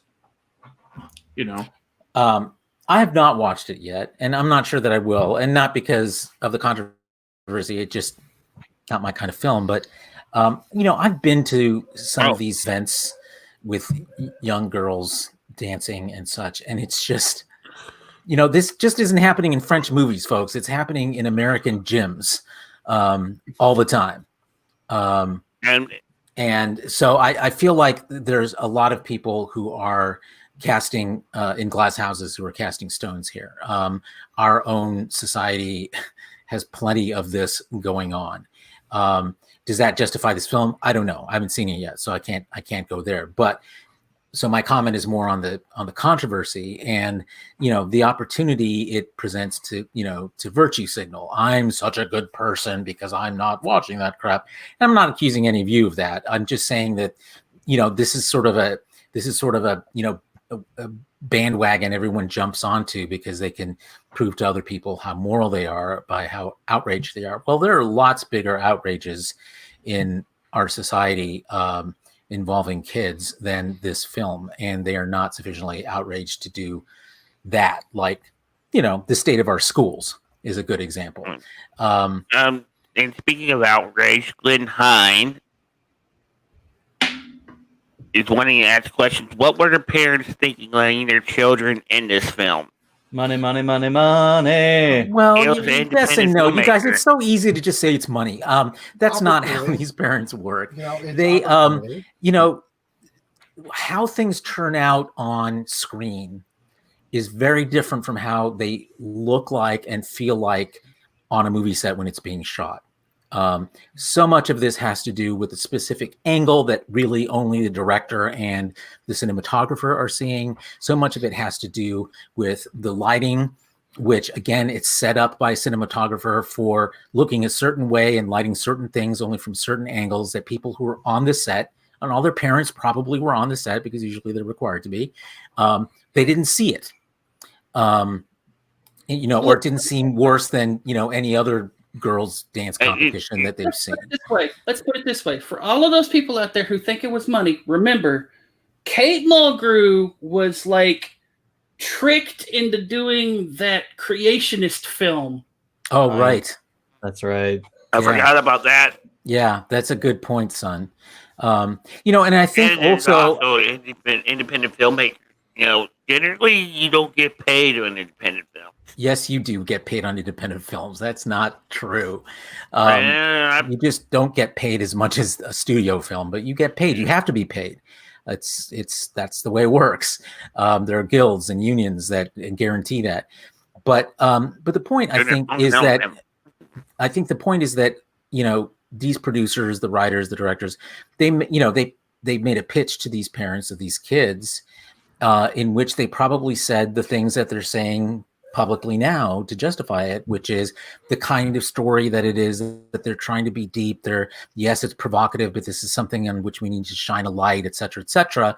And so from their perspective, it's like, oh, okay, we're contributing to a good cause, a bigger thing, controversial, yes, but we're playing a role. We're not keeping silent. And that's the reason a lot of parents will let kids do things that appear dubious on the surface, and then turn out to be dubious ultimately. But sometimes it's the creation of a film in some ways is a lot like the fog of war. You don't know what it's ultimately going to look like, what its impression it's ultimately going to make until it's almost done. When you have a soundtrack, when it's been edited and probably edited several times and sometimes by several people, when it gets notes from producers or, studios, if it's a studio film, there's so many things that happen even after the actual filming is done that has an effect on the way it looks. I mean, Justice League is a good example of this. Those folks didn't go into it expecting it to turn out as badly as it did. In fact, probably felt there were some parts of it that were really good and that, it fell short because of, choices made in post-production. So that's a long-winded answer to your question, Glenn, but that's how that happens. That's how parents end up letting kids do stuff like that. And I was watching Upper Echelon gaming on YouTube because he covers gaming topics mostly, obviously, but his community wanted him to find out what was going on, and like of all the reviews that I've seen, his has been the most charitable towards the film. What did you say? Basically his critique was that no, whatever the filmmakers are saying about this film isn't what's going on. More than anything, what this film would have portrayed would have been a huge critique about women in Islam. Yes. Had it not been for the fact that they just threw all of this child porn in it. Yeah, I agree. And that's, like I said, that was my whole point, was that whatever message was intended, is lost completely. And it's like I said, it's really, it wasn't even that bad for the first, I was like, my eyebrow was raised for the first 30, 40 minutes. And then you get to the final scene, and it's like, wow, holy shit, I can't even defend this at all anymore. Yeah. No, I think you're probably right, Sean. But I think it's one of those situations that to me sounds like people go into sort of moralizing mode because it makes them feel better about themselves, when there's plenty of the same kind of thing going on in their own communities in the United States, not just France. Yeah, of course. And everybody wants to be morally outraged in the internet. And that's why I said in the beginning of this, that is exactly what I suspected. Yeah. No, you gave a fair review, I think. It right. sounds. And the other thing too to consider though is that what happens in my community is in my community, right? Like, I mean, like it's not on a nationwide platform. It's not giving this sort of thing a global voice in a lot of respects. And I think there is some differentiation that needs to be made. Well, true, except this is part of a social trend and a global one. So, yes, you're right. What happens in your community is unique to your community, but it is part of a trend that we're seeing replicated in community after community and after community. So trying to focus on this one example of it and say, this is bad, but not working to change anything where you are, is how these kinds of controversies often end up. Well, absolutely. Internet outrage is what and the thing, and I'm still seeing people complain about it, and I'm in my response is almost smugly to people who are complaining about it is, have you seen it? And my response is the same for people who are defending it. Have you actually seen it? Because it's clear just based on the comments on both sides of this that they have not, either way. And so it's like we're back to tribalism here. People want to pick a side, is what it comes down to. And that's what the internet is, devolved to. Nothing but tribalism, no matter what it is. Well, the question is do we really need a nationwide platform reenacting a Cardi B video with 11-year-olds? And I don't think we do. Yeah, I mean, Netflix, it should really watch it on this one. I mean, obviously, they thought they were posting the correct message, when in reality, this is something they should have been told. That should have been told. This has no place on the platform like Netflix. This doesn't. In truth of speaking, if you take all of it out, like I said, it's just a bad film. But yeah. It's not good. But now we shouldn't give filmmakers the idea that this is how this is acceptable to make a film like this. Again, they don't even know that at the time, Justin. It's just they don't. These are choices that are made further down the line, and what started out as a good idea ends up looking terrible on film. And again, I haven't seen it yet, so I can't cast a judgment on this specific instance. But I do know from making films that happens all the time. Sometimes it happens for the better. Movies are saved in post-production. Apparently, you could be making Go ahead, Jason. I was gonna say you could be making a great coming of age story between a young man, and you get people accusing you of creating softcore porn, right? Yeah, it's been known to happen.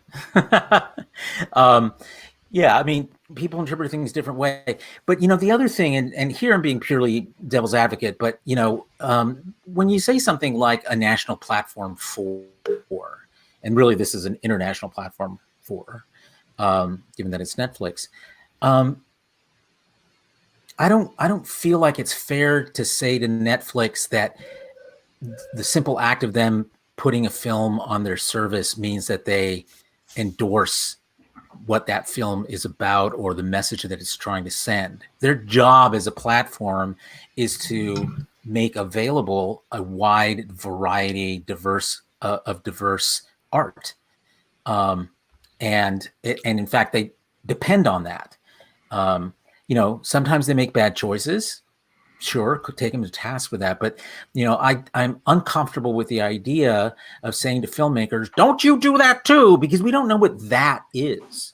I hate to say that. If you say that is making girls dance around in sexually suggestive poses, it's like, okay, fine, but what if the message that filmmakers take is, don't make coming of age movies about girls who come, who are in Muslim societies, and contrast it with, the far more liberal Western society or whatever this is about. And I'm more disturbed about that kind of examination when it's done well being extinguished because of this moralization. But there isn't. But so the moralization isn't about it being a coming of age story, though, right? Like that's not the moralization you're seeing. You're seeing it really is outrage at, like, again, and that's fair. I agree with you. But I'm saying that for the filmmaker, for the writer, for the director, they thought they were making this movie, and Sean, I think, points this out. They thought they were making this movie about this kind of message. Yeah. The movie that we got was not about that, or it's not the thing that comes through the most pronounced way, and in that sense, it fails as a movie. But you don't want filmmakers not starting out trying to make the movie they were starting out trying to make because people got mad at the way it went wrong in a particular film. I do take issue with this notion that Netflix doesn't have a social responsibility here, because I'm sorry, but just in the past few months, they've removed episodes of both The Office and Community for blackface, and they took a stand there. So it's like, I don't see how you can have it both ways with your Netflix. How you can take a stand on. Well, sometimes I think that's a totally fair point, Sean. But again, sometimes it's not something that comes through right away. It's only when you see it in the context of other people watching it that you realize, oh, this might have been a mistake. Because obviously, those episodes that you're talking about, they're fairly modern episodes. Blackface has been, sort of taboo for a long time, and it still made it through network censors, through producers, through studios, etc. And they still made it on the air. Well, let's also Netflix still paid for them. Yeah, let's also be clear though that, like, it wasn't just Netflix doing it. Like, I know that specifically with The Office, Greg Daniels asked Netflix to remove those scenes, cut those scenes out of the episode. I know that in the case of Hulu and Scrubs, Bill Lawrence asked Disney to pull those episodes until he could re-edit them to remove those scenes. So it isn't just the platform that's doing it; it's the artists, or in this case, the producers, the showrunners of the time, asking the platforms to do it. With that said, though, I do think, though, that, like, when you think about the grander scheme of, like, things like sexualizing children, I think Netflix, even to their just shareholders, they owe the fiduciary responsibility to do the right thing in this case, and that would be to not, or work with the producers of the film to come up with one that maybe wasn't as seemingly sexually explicit. Well, that's sort of putting the cart before the horse. I don't want to seem like I'm disagreeing with everything you're saying, Jason, because I actually, in large measure, agree with most of what you're saying. But my concern goes to the idea of important messages, important voices being stifled because they've been made afraid of of speaking out because this movie, resulted in this kind of topic being snuffed out. But is it that hard? Like again, like the things that I've seen, and I haven't seen the movie, so I can't say that. But reading, talking to Sean about the movie, seeing what other people said about the movie, watching clips, I think that you could do this story without having a zoom up on an 11-year-old's crotch. That's exactly right. And that's a fair point. I can't I do not disagree with you on, but the problem is that that's already been shot. It's already been edited. It's already been created. It's done. You very rarely get the chance to go back and change things. So it's like, I used the wrong metaphor. It wasn't cart before the horse. It was, the one about the horses getting out of the barn or shutting the barn doors after the horses had already gotten out.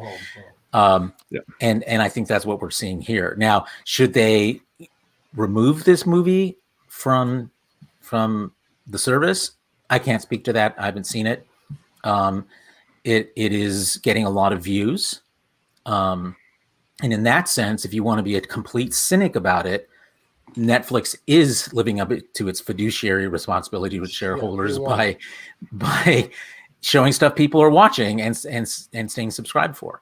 But they're also losing a lot of subscriptions too. Well, yes, but that kind of churn happens all the time, and we don't know yet if it has happened to the extent that goes beyond the normal levels of churn that we see in subscribers. I honestly don't think that it's going to make an impact. To be honest, I honestly don't think either. But because look, here's the thing: you read my review. I'm not canceling Netflix over this. There's I went into this from just an objective standpoint here. Wanted to give my real take on it. I think it's a bad choice on Netflix part to have it. But I'm not going to cut off my nose to spite my face because I think they made a bad choice. That's how I am. I enjoy their content enough that I don't need to make a political stand over a movie that will be literally forgotten in 30 days. If Netflix itself became the Cuties Network, then that would be that would. Exactly. I think we can all agree on that one. Yep. And I suspect that considering the atmosphere surrounding this, I think this is the last time that you're going to see something like this on Netflix for at least for quite some time. You're not going to see a bunch of people lining up saying, "Hey, this is great. Let's make more. Let's make more stuff like this and have Netflix take it." I just don't see that happening. Also, I do have one question though, because sure, a lot of the more mainstream outrage came out of the Netflix advertising for the film. Yes, but this is a film that's actually had some kind of people speaking out against it because it's been in all the film festivals and won awards from those film festivals, isn't it? I don't know enough of the background about the film. Honestly, I don't know enough about it, but I do know that it won Cannes. I felt Netflix promotion of it, like I said in the beginning, I thought it was problematic. Like I said, the trailer wasn't that bad. It was a little iffy, but I think the trailer for me was only a little iffy because of what I had been exposed to about it beforehand. So I think objectively speaking, the trailer wasn't that bad, but it wasn't a Netflix trailer. It's clear that it was done way before Netflix. It was that poster they made for it, and that was all Netflix. And that would have seemed to be the most problematic. From what I understand, actually, that there's actually a scene removed from it from the original film because of apparently it's much worse than what we saw on the film itself. But I don't know anything more about the fact. So. Yeah, it's actually won some pretty prestigious awards. The Berlin International Film Festival is a huge festival. Cannes, Sundance. Its critical response was actually pretty. There was some controversy, but it also got a very, good critical response. I mean, on Rotten Tomatoes, it has an 86%. So, you know, RogerEbert.com gave it 4 out of 5 stars, calling it a difficult and challenging film, pushing the idea of depiction does not equal endorsement to its limit. It's just Hollywood exposed itself, isn't it? Except it's not a Hollywood film.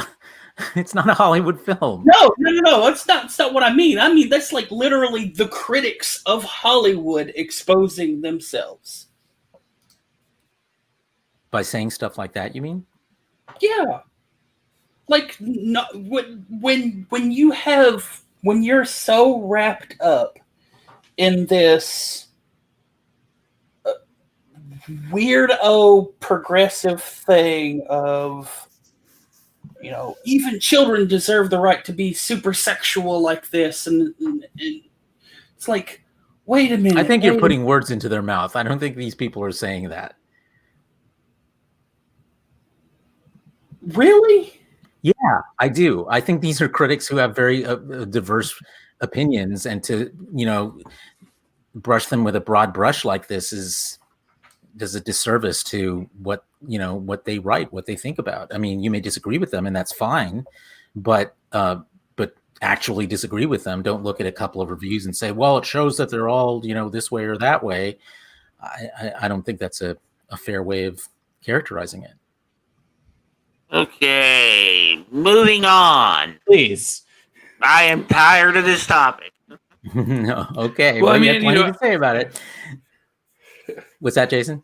I was gonna say, I mean, I think again, you know, there is a boundary that, you know, again, this story could have been told in a way that didn't involve the children. And in the future, if producers want to tell this kind of story, that they just cast actors that are younger in appearance, but not necessarily like, you know, and they figure out how to tell the story without being exploitive themselves. Okay, that's a good word to end on. Let's go to our one quick hot take before our final segment, which is the growing news that, and we've talked about this a little bit before, so we don't have to spend a lot of time on this, but with the advent of Peacock and Pluto TV, which are ad-supported streaming platforms, they're taking off, and people are worried about what this means for premium services like Disney Plus, like Hulu,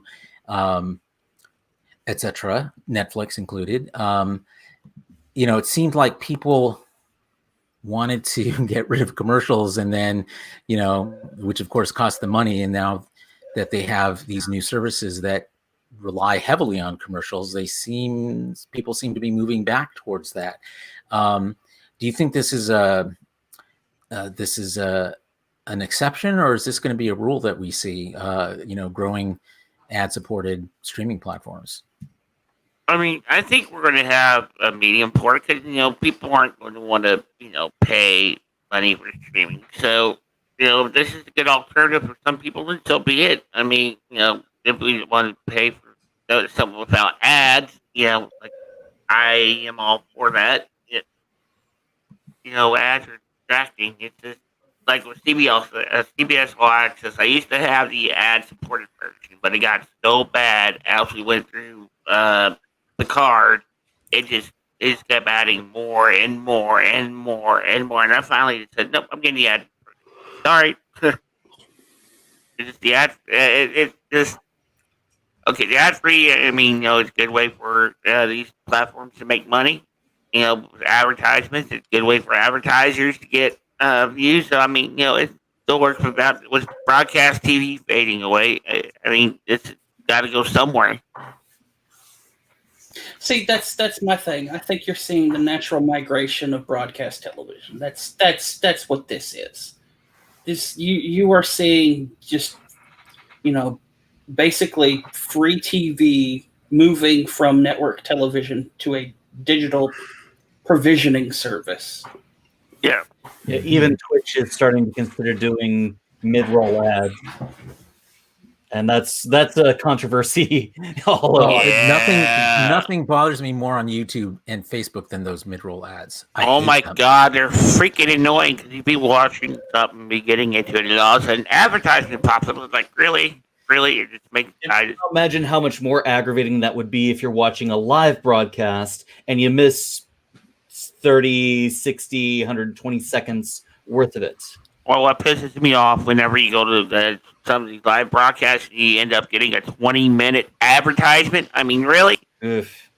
Those are horrible. It's just, they need, if they do that, they need to have limits on how long it is, because some of these people will try to definitely abuse it. So let's just but I think that's probably more the exception than the rule, because most another advertising if they lose viewers, they're shooting themselves in the foot. So they're trying to find the balance in there. A balance, yeah. I would agree. I think I said a while ago, a couple of years ago, that the way this is in transition, you're going to have to start to expect ads being the norm on streaming. Even that's just how it's going to be. I don't particularly mind the idea of ad supported content if the ads are at the beginning or at the end. Just don't put it anywhere after the content started, please. Good God. Yeah, I mean, it's bad enough, some of the stuff we have to see before we see the film. I mean, this mid-roll is just... Well, the problem is so unnecessary. The other problem, and the other thing to consider, is that, like, in the, back in the television broadcast world, shows are made, they're 3-act cycles. They're the way the shows are structured are 4-act cycles, sorry. If you have a cold open, then 3 acts, whatever. But you're breaking at points that are written in the story for there to be breaks at, right? I mean, we've converted to a streaming society now, but like if you watch The West Wing or you watch Scrubs, you watch The Office on Netflix, you're seeing where the commercials should be. I mean, it's not like it's hard. You're even seeing it on Lower Decks. You even see it on Lower Decks. The adverts are still there.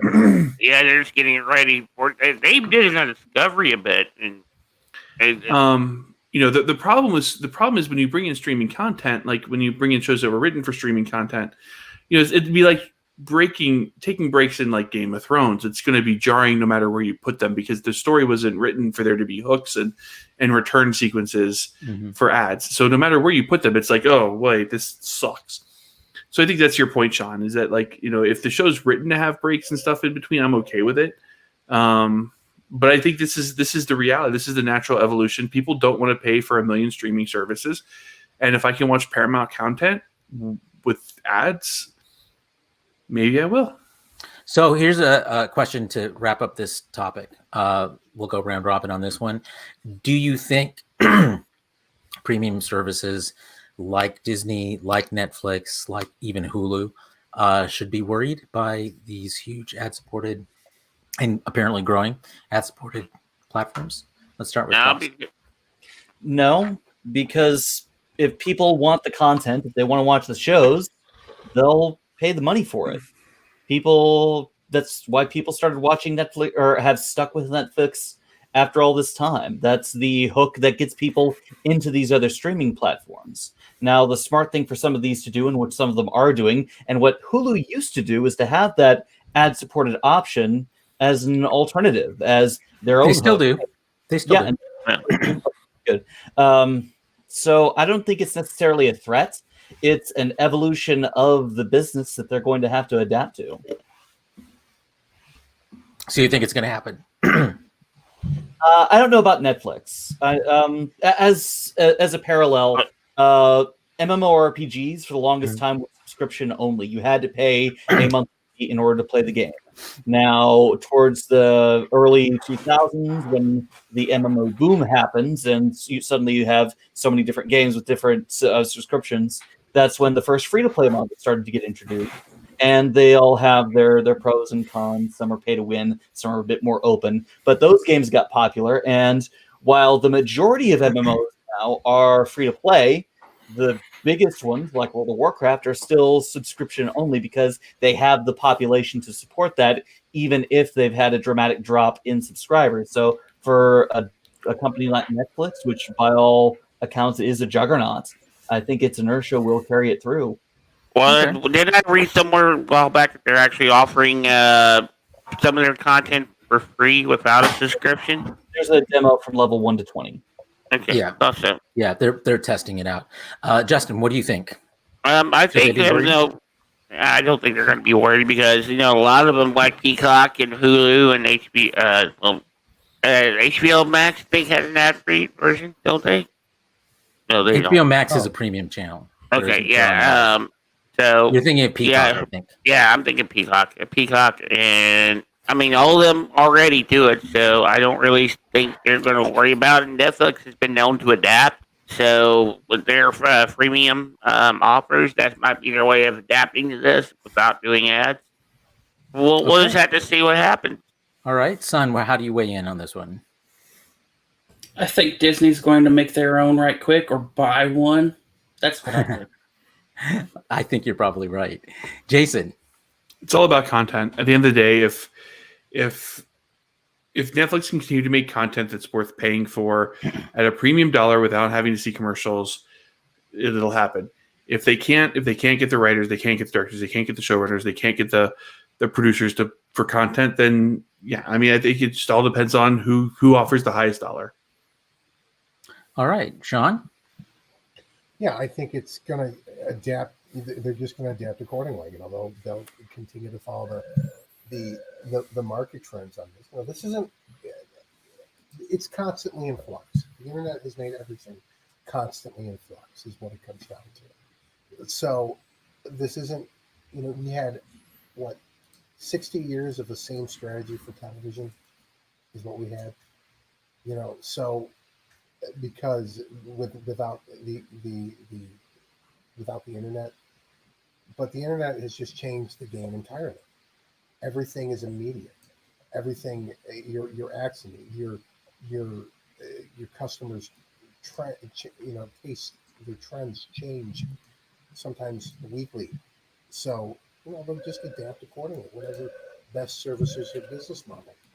I think if anyone has anything to worry about, it's going to be broadcast TV because, broadcast TV is becoming less of a thing now, and everybody's starting to shift more into streaming, especially since the pandemic.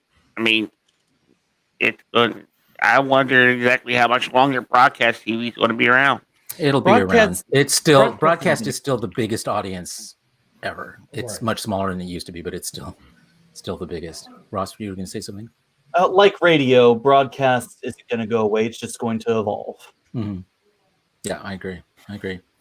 Okay, good guesses on that one, and a lot of good points. So let's move to our final segment of the evening, and that is, what are we watching? Remember, we're limiting to just the one thing that you want to recommend the most. So let's start with Jason this week.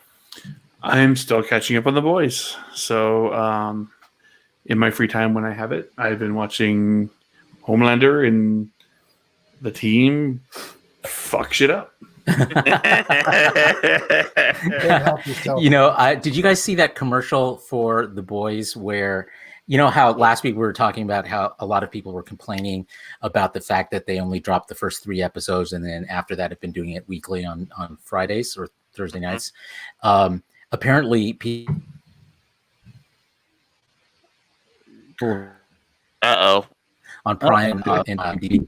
And so there's this hilarious commercial of Homelander with a remote control in his hand looking at a view screen where all these different tweets from people who are complaining about with it showing like 1 star or 2 stars reviews complaining about them not releasing all of the episodes at once, and he gets getting madder and madder and just keeps flicking the remote control and they're all crawling up on the screen. It's pretty hilarious. You should see if you can find it.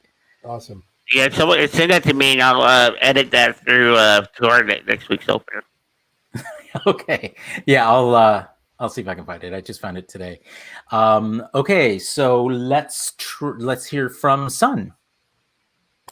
Okay, so this week in the world of VTubers. I love how this has now become a weekly thing.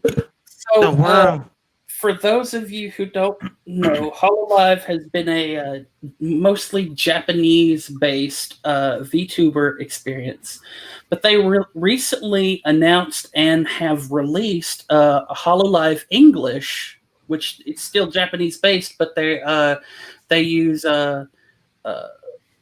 ladies who speak English, and they mostly speak in English for their streams. And they released 4 or 5 new personalities. And there's a YouTube channel called Hololive Moments, which I believe is a fan web channel. But they released a video called Hololive English, the first gen in a nutshell. And it's basically a compilation video of all of the English VTubers from Hololive and their debut video streams and some crazy and outlandish moments from them. It's awesome. It's really fun. The first to debut is actually an apprentice to death. So she's literally a Grim Reaper, and she makes all of these jokes about stuff she finds in Deathland, like internet Japanese rap. And I'm like, what the hell is internet Japanese rap? She goes, well, yeah, of course you don't know about it. It's dead. It's been dead. I found it down here. Then there's a Phoenix character who literally owns like a chicken restaurant. I shit you not. She owns like a KFC thing. And the big thing is she's like, I sell chicken. I love chicken. I eat chicken, but I'm not a chicken. I am a Phoenix. I can't think of a better way to end your segment. Ross, let's hear from you. Were there any new Cars with Faces this week? Yeah. Amazon Prime is a weird place for kid shows. In addition to YouTube exiles who fled amid the second adpocalypse and the rise of Kappa, a lot of stuff migrated there and has found a bit of a home. And in going down different rabbit holes to try and find something different for my kid to watch, so he's not watching the same thing over and over and over and over and over. Snap out of it. I came across something called Haunted House Monster Truck Little Red Car. Oh my God. Yeah.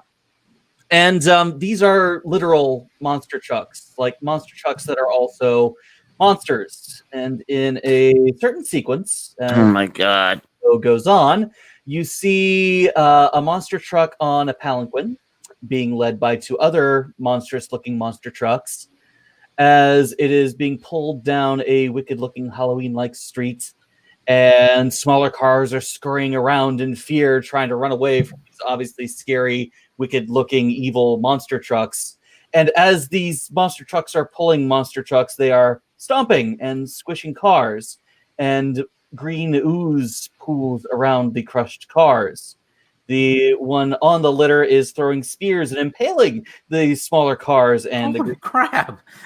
Them. And as this goes on, and weird and this is a kid show. Weird rhymes are being sung. You see a sheet being pulled up, and smaller cars being ushered behind the sheet by the monster trucks, and the cars are being morphed into new monster trucks, and it's really car and dream and kind of acid trippy, and I'm wondering who the hell I was just about to say it sounded like somebody was on acid hard tripping whenever they came up with this show concept, because that's some seriously fucked up shit. Yeah. It's like that episode of Futurama where Babysitter fucking wear car. Children's style nursery rhymes, but Halloween me and monster trucking. It literally is very all those strange. weird ass children's videos from YouTube just abandoned YouTube and went to Amazon. Probably. Okay. Thank you for blowing our minds this week, Ross. Justin, over to you. Oh lordy, I don't know if I can top that one. I haven't really watched much per se. I'm catching up on the boys, and Homelander goes on a murder spree, or does he? Or does he? Yeah, it really trips you out watching this. How violent they make the scenes here.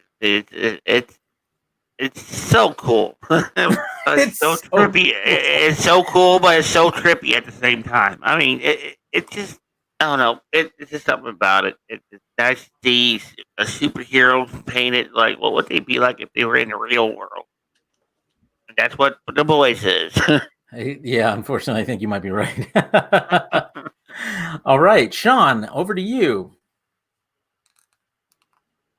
I've been obsessed this entire week with a channel on YouTube called That Chapter, and it's basically done by this Irish kid, and what it is, they're true crime stories, and that he does an excellent job of presenting these stories, using video clips and police interviews, and the camera, the footage from interviews, police interviews, and different clips from local news stations, and just weaves these narratives together in 20 to 30 minutes a piece, and they're just absolutely compelling.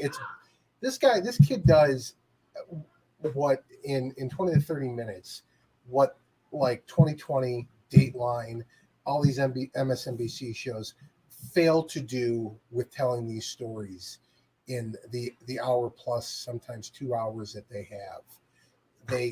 It's some of it is just the way it's presented. It's like he does it with a humor with humor and from a very in a very natural way, like he's having a conversation with you type thing.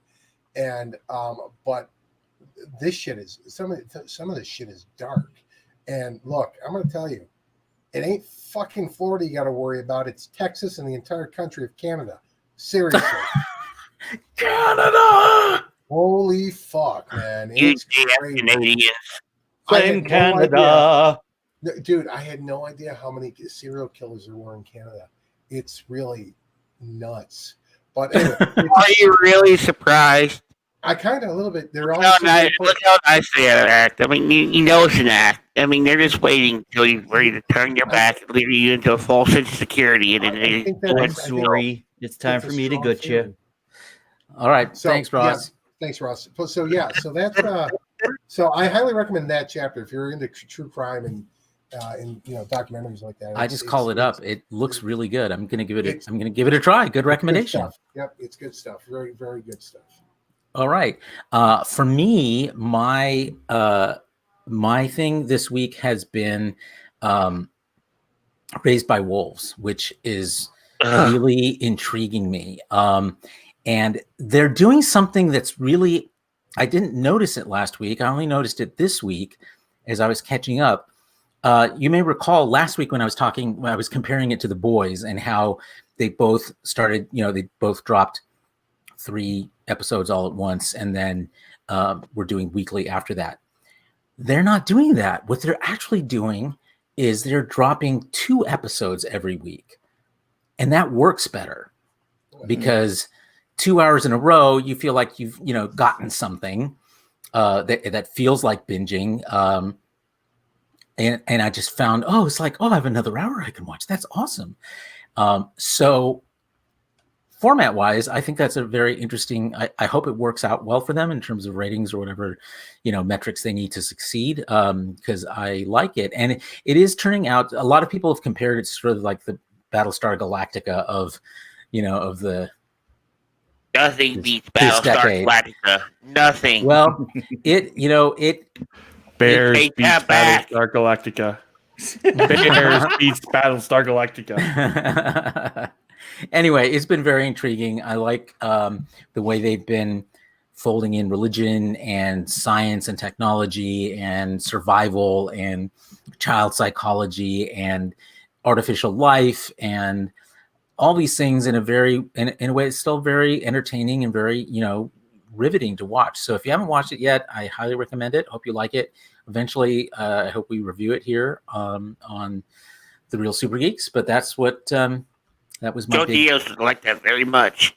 Yes, I know he would. I actually started watching it because of him. So we'll see if that happens. Have you watched Tiger King yet? I have not, but when it gets closer to the Damn it, pandemic, Carlos! well, I have to wait to see him in person before he can buy me my steak dinner. Carlos, so she's on Dancing with the Stars. You can watch it. We'll see. I just don't want to have to wait so long for my steak dinner. So, and Joe's in prison for the rest of his life.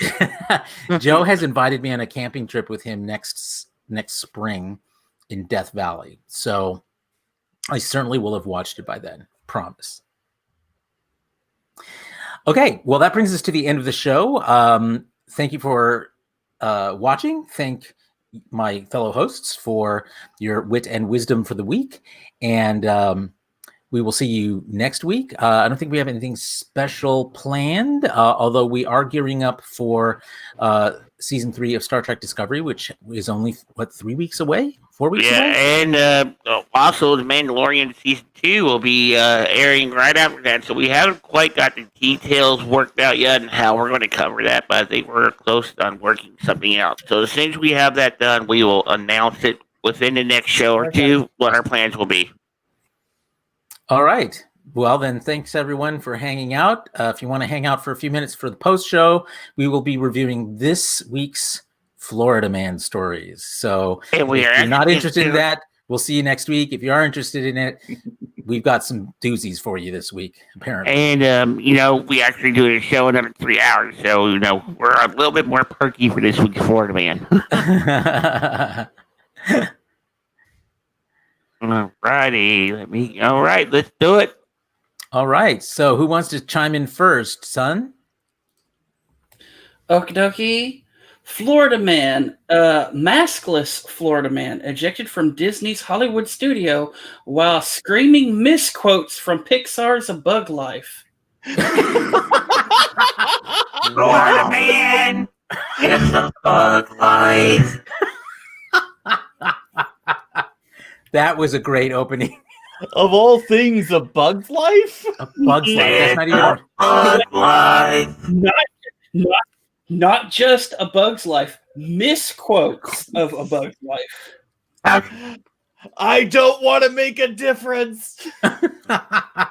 Save me. No. What was the name in A Bug's Life of that the littlest bug? She was so cute. Do you remember? I haven't seen it in like 20 years. The big baby bird that always sounded like it saw whales and I don't remember. She kind of sounded like the main that. aunt. Ada was the older sister. She was the younger one. No, Ada was the older. The youngest was different. Princess Ada and Princess. Jason's already looking it up. Thank you, Jason. While you do that, how about who has another Florida Man for the week? Florida Man shot in face at Florida store while complaining about slow service. Florida Man. Wait, is the idea here that the customer was shot in the face by one of the store employees? I honestly, I looked at this and I didn't click on the news link. I'm clicking on the news link now. Okay, because I need to know the answer to this question. Inquiring minds must know, because this sounds even messed up in Florida. Florida Man. Oh, here's one. Florida Man says school forced son to take off Hooters mask. And there's a shocking Florida Man. So the customer was at a tropical smoothie cafe and was complaining about the length of time it was taking for the order when a masked gunman entered the business and confronted the disgruntled customer, shooting him in the face. That's instant karma. Okay, yeah. Florida Man.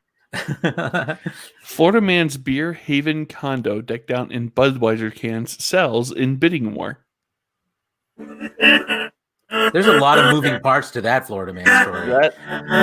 Did he empty all the cans, or did he drink all the cans himself? Or I'm going to imagine he drank all the cans himself.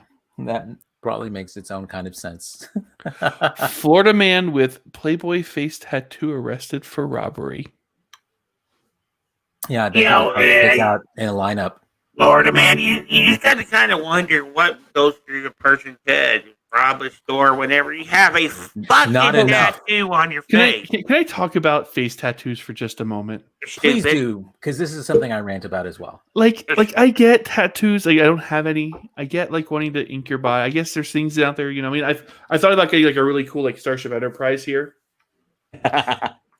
But at what point do you say tattooing this here is a good idea?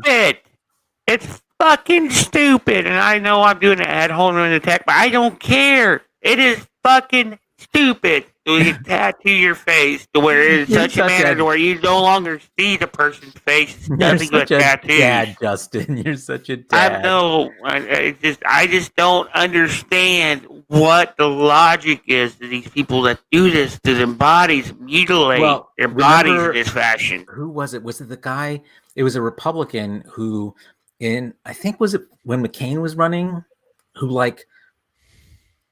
tattooed McCain or something on like the front of his face, and then of course McCain lost, and so he had to have it taken off.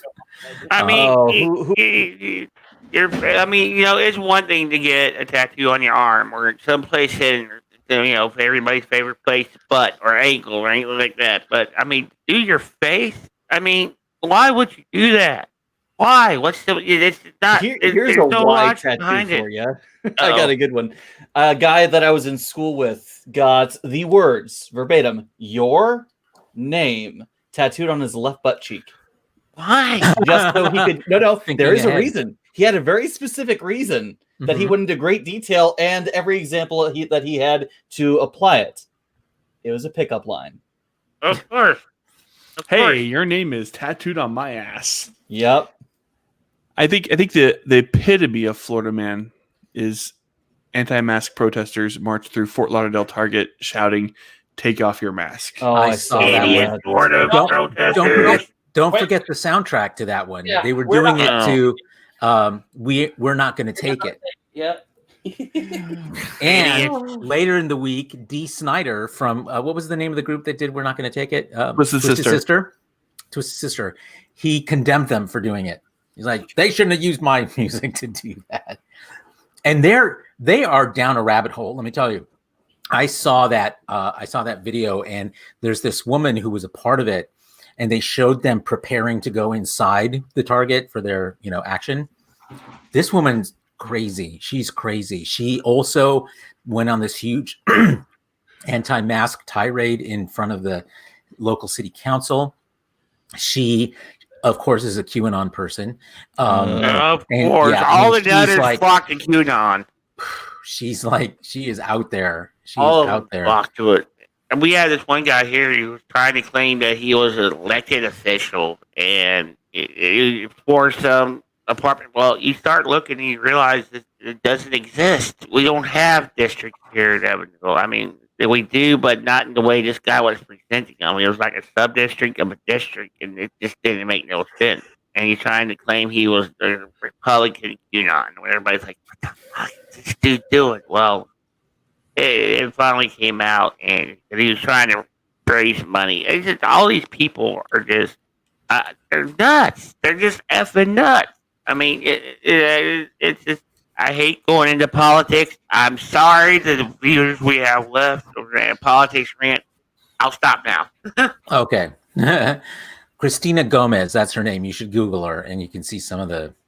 I'll have to be medicated first. This is actually an article from the National Geographic. Ooh. It's up good. Florida man runs flying squirrel smuggling operation. Are they that rare? Florida man. They're not. It's not that they're rare. They're smuggled and bred as exotic pets. Sugar gliders. The fuck? I have no idea. Huh. Okay. That's just Alrighty. crazy. All right, one more Florida man, then I got to go for the evening. Who's got a good one? Oh, I've got to find it again. Damn it! Ah.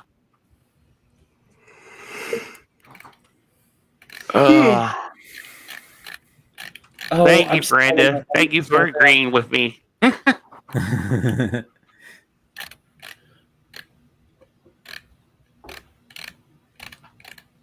Oh, come on! I just had it.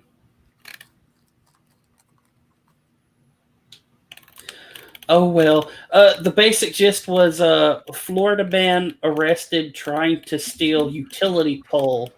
I saw that. Florida man.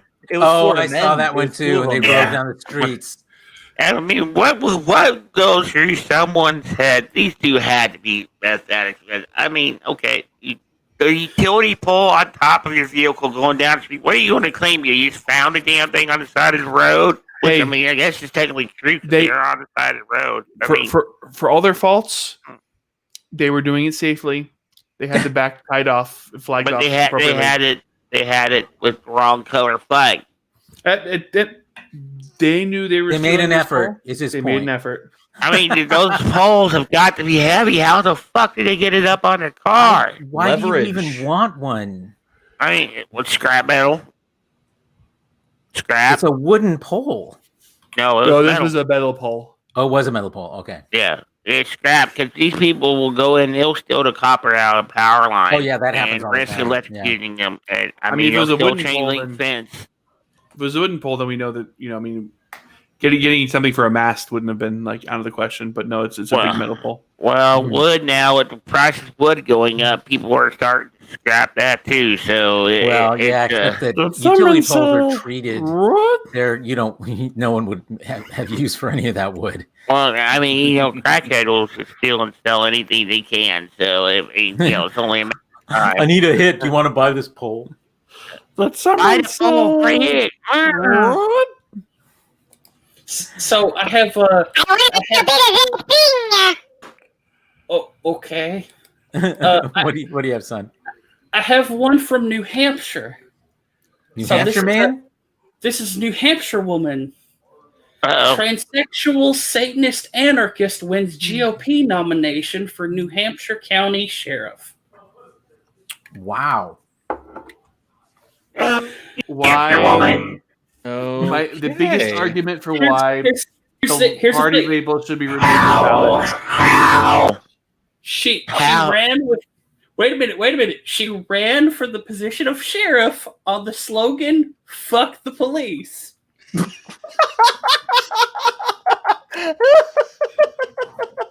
Okay, I can see how that happened. But see, here's the thing: when she won the nomination, and everybody suddenly found out because nobody did their fucking research.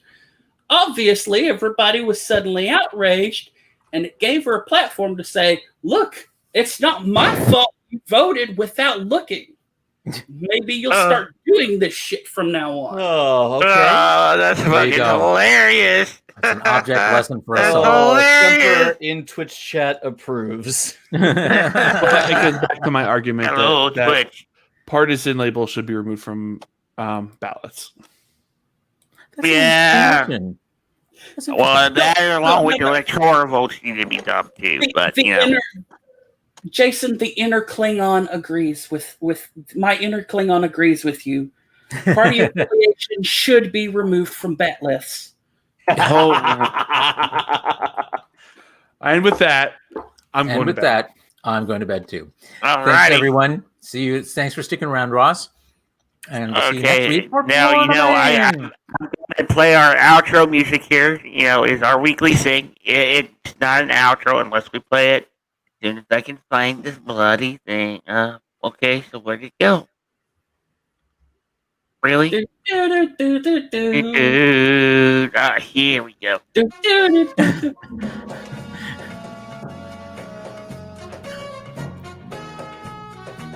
Do your dance, people. Who is that? Is that Superman and Captain Kirk?